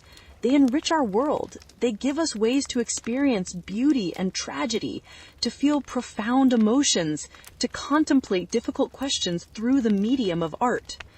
The Rusalka has been a muse for artists for centuries, and that cultural legacy has value independent of any belief in her literal existence. She matters because she connects us to the past, to ancestors who lived very different lives but grappled with many of the same fundamental human concerns. When we engage with Rusalka stories, we're connecting across time with people who told these tales by firelight, who genuinely feared the water spirits, who performed the rituals and maintained the traditions. That connection to history, to continuity, to tradition that extends beyond any individual lifetime, that's valuable in itself. She matters because she's complex and resists simple interpretation. The Rusalka can't be neatly categorized as good or evil, victim or villain, symbol of nature or symbol of culture. She's all of these things, and none of them completely. This complexity, this refusal to fit into simple boxes, makes her perpetually interesting. There's always more to discover, always new angles to explore, always deeper layers of meaning to uncover. The fact that the Rusalka continues to inspire new works, to generate scholarly interest, to appear in popular culture, to be reclaimed by spiritual practitioners, to be used in environmental activism, all of this demonstrates her ongoing relevance and vitality. She's not a dead relic of the past, but a living symbol that continues to evolve and speak to new generations. As we close our exploration tonight, I want you to think about what the Rusalka means to you. Maybe you're of Slavic descent and these stories connect you to your heritage. Maybe you're interested in folklore and mythology from all cultures. Maybe you're drawn to the environmental dimensions, or the feminist readings, or simply the beauty and tragedy of the tales. Maybe you just like a good ghost story. All of these engagements are valid. The Rusalka can hold all of them because she's big enough, complex enough, rich enough as a symbol to contain multitudes. She's been doing it for over 1,000 years, adapting to new contexts while maintaining her essential character. There's no reason to think she'll stop now. The waters where Rusalki dwell are still there, still flowing through forests, still reflecting moonlight. The natural world still operates by its own rules, still poses dangers, still demands respect. And the human experiences that gave rise to the Rusalka mythology, the tragedies and injustices, the longings and transformations, these persist as well. As long as these things exist, the Rusalka will have relevance and power. So perhaps the message to take away from our time together tonight is this: pay attention to the stories. The old folklore, the traditional tales, they carry wisdom and warning, beauty and truth. They connect us to past generations and to fundamental human experiences. They remind us that we're part of something larger than ourselves, part of cultural traditions that extend across time, part of the natural world that existed long before us and will continue long after us. And specifically regarding the Rusalka, remember what she teaches.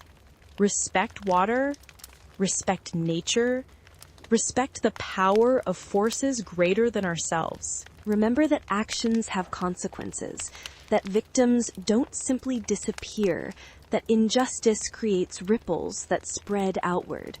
Remember that transformation isn't always positive, that power comes at costs, that what's beautiful can also be dangerous. Remember, too, that stories matter, that symbols matter, that the way we understand and express our relationship to the world shapes how we live in it. The Rusalka is a way of thinking about water, about death, about women, about justice, about the boundary between human and natural worlds. Engaging with her stories changes how we think about these things, enriches our understanding, gives us new vocabulary and new frameworks. Whether you believe in literal water spirits or not, whether you have any personal connection to Slavic culture or not, the Rusalka has something to offer you. She's a teacher, a warning, a symbol, a story, a work of art, a connection to tradition, a figure of power and tragedy and enduring mystery. She's been all these things for generations, and she'll continue to be them for generations to come. The Rusalka lives in the water, yes, in the rivers and lakes and streams of Slavic lands, but she also lives in story, in art, in music, in the imagination, in the cultural memory of peoples who've told her tales for centuries. She lives in the works she's inspired, from folk songs to grand operas. She lives in the warnings passed from grandparents to grandchildren about staying safe near water. She lives in the rituals that persist, even in altered form, in the festivals and celebrations that mark the changing seasons. And tonight, having spent this time together exploring her legend, she lives a little bit in each of us who's heard her story. We carry her forward now. We become part of the tradition of telling and retelling, of interpreting and reinterpreting, of keeping alive this figure who refuses to be forgotten. So, the next time you're near a lake or river, particularly in twilight or moonlight, particularly in early summer when the world is green and growing, remember the Rusalka.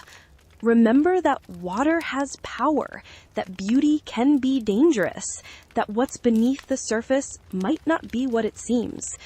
Remember the young women whose tragedies created her, whose pain and rage transformed into something that transcends individual stories to become cultural symbol. And maybe, just maybe, if you listen carefully, you'll hear it. That sound that might be wind in the willows, or might be water over stones, or might be something else entirely. That song without words, that call from the water's edge, that voice of the Rusalka reminding you that some things can't be forgotten. Some stories won't die. Some spirits refuse to rest. She's there. She's always been there. She'll always be there, waiting in the water, singing her wordless songs, beautiful and terrible and tragic and timeless. The Rusalka, the water spirit, the drowned woman who became something more, something other, something that haunts the boundary between our world and the world beyond. And with that thought lingering like mist on water, like moonlight on waves, like the echo of a song you're not sure you actually heard, we come to the end of tonight's journey into the depths of Slavic mythology. Thank you for joining me on this exploration of the Rusalka. If you enjoyed this deep dive into her legend, please hit that like button. It really helps the channel and lets me know you want more content like this. Subscribe to Echoes of Etheria if you haven't already, so you don't miss future explorations of mythology and folklore from around the world.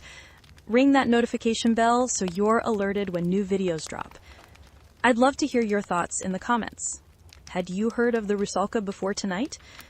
What aspects of her story resonated most with you? Are there other figures from Slavic mythology you'd like me to explore? Or perhaps myths from other cultures you're curious about? Drop a comment and let me know. I read every single one, and your input helps shape future content. If you really want to support the channel and get extra content, consider joining my Patreon. Patrons get early access to videos, behind-the-scenes content, exclusive deep dives into topics that don't make it to the main channel, and the opportunity to vote on future topics. Your support makes it possible for me to continue creating these extensive explorations of world mythology. You can also follow me on social media for updates, shorter mythology posts, and interaction between videos. Links to everything are in the description below. Until next time, stay curious about the old stories, stay respectful of the traditions that keep them alive, and stay safe if you find yourself near dark water on a moonlit night. You never know what might be watching from beneath the surface, what might be singing from the shadows, what ancient spirit might be waiting for the unwary to come just a little bit closer. Thank you again for being here, for spending this time with me in the world of the Rusalka, for listening to these old tales and keeping them alive through your attention and interest. I'm so grateful you were here tonight. Now go forth, remember these stories, and maybe share them with others who might appreciate the beauty and the warning they contain. Until we meet again in the realm of myth and legend, stay safe and sweet dreams.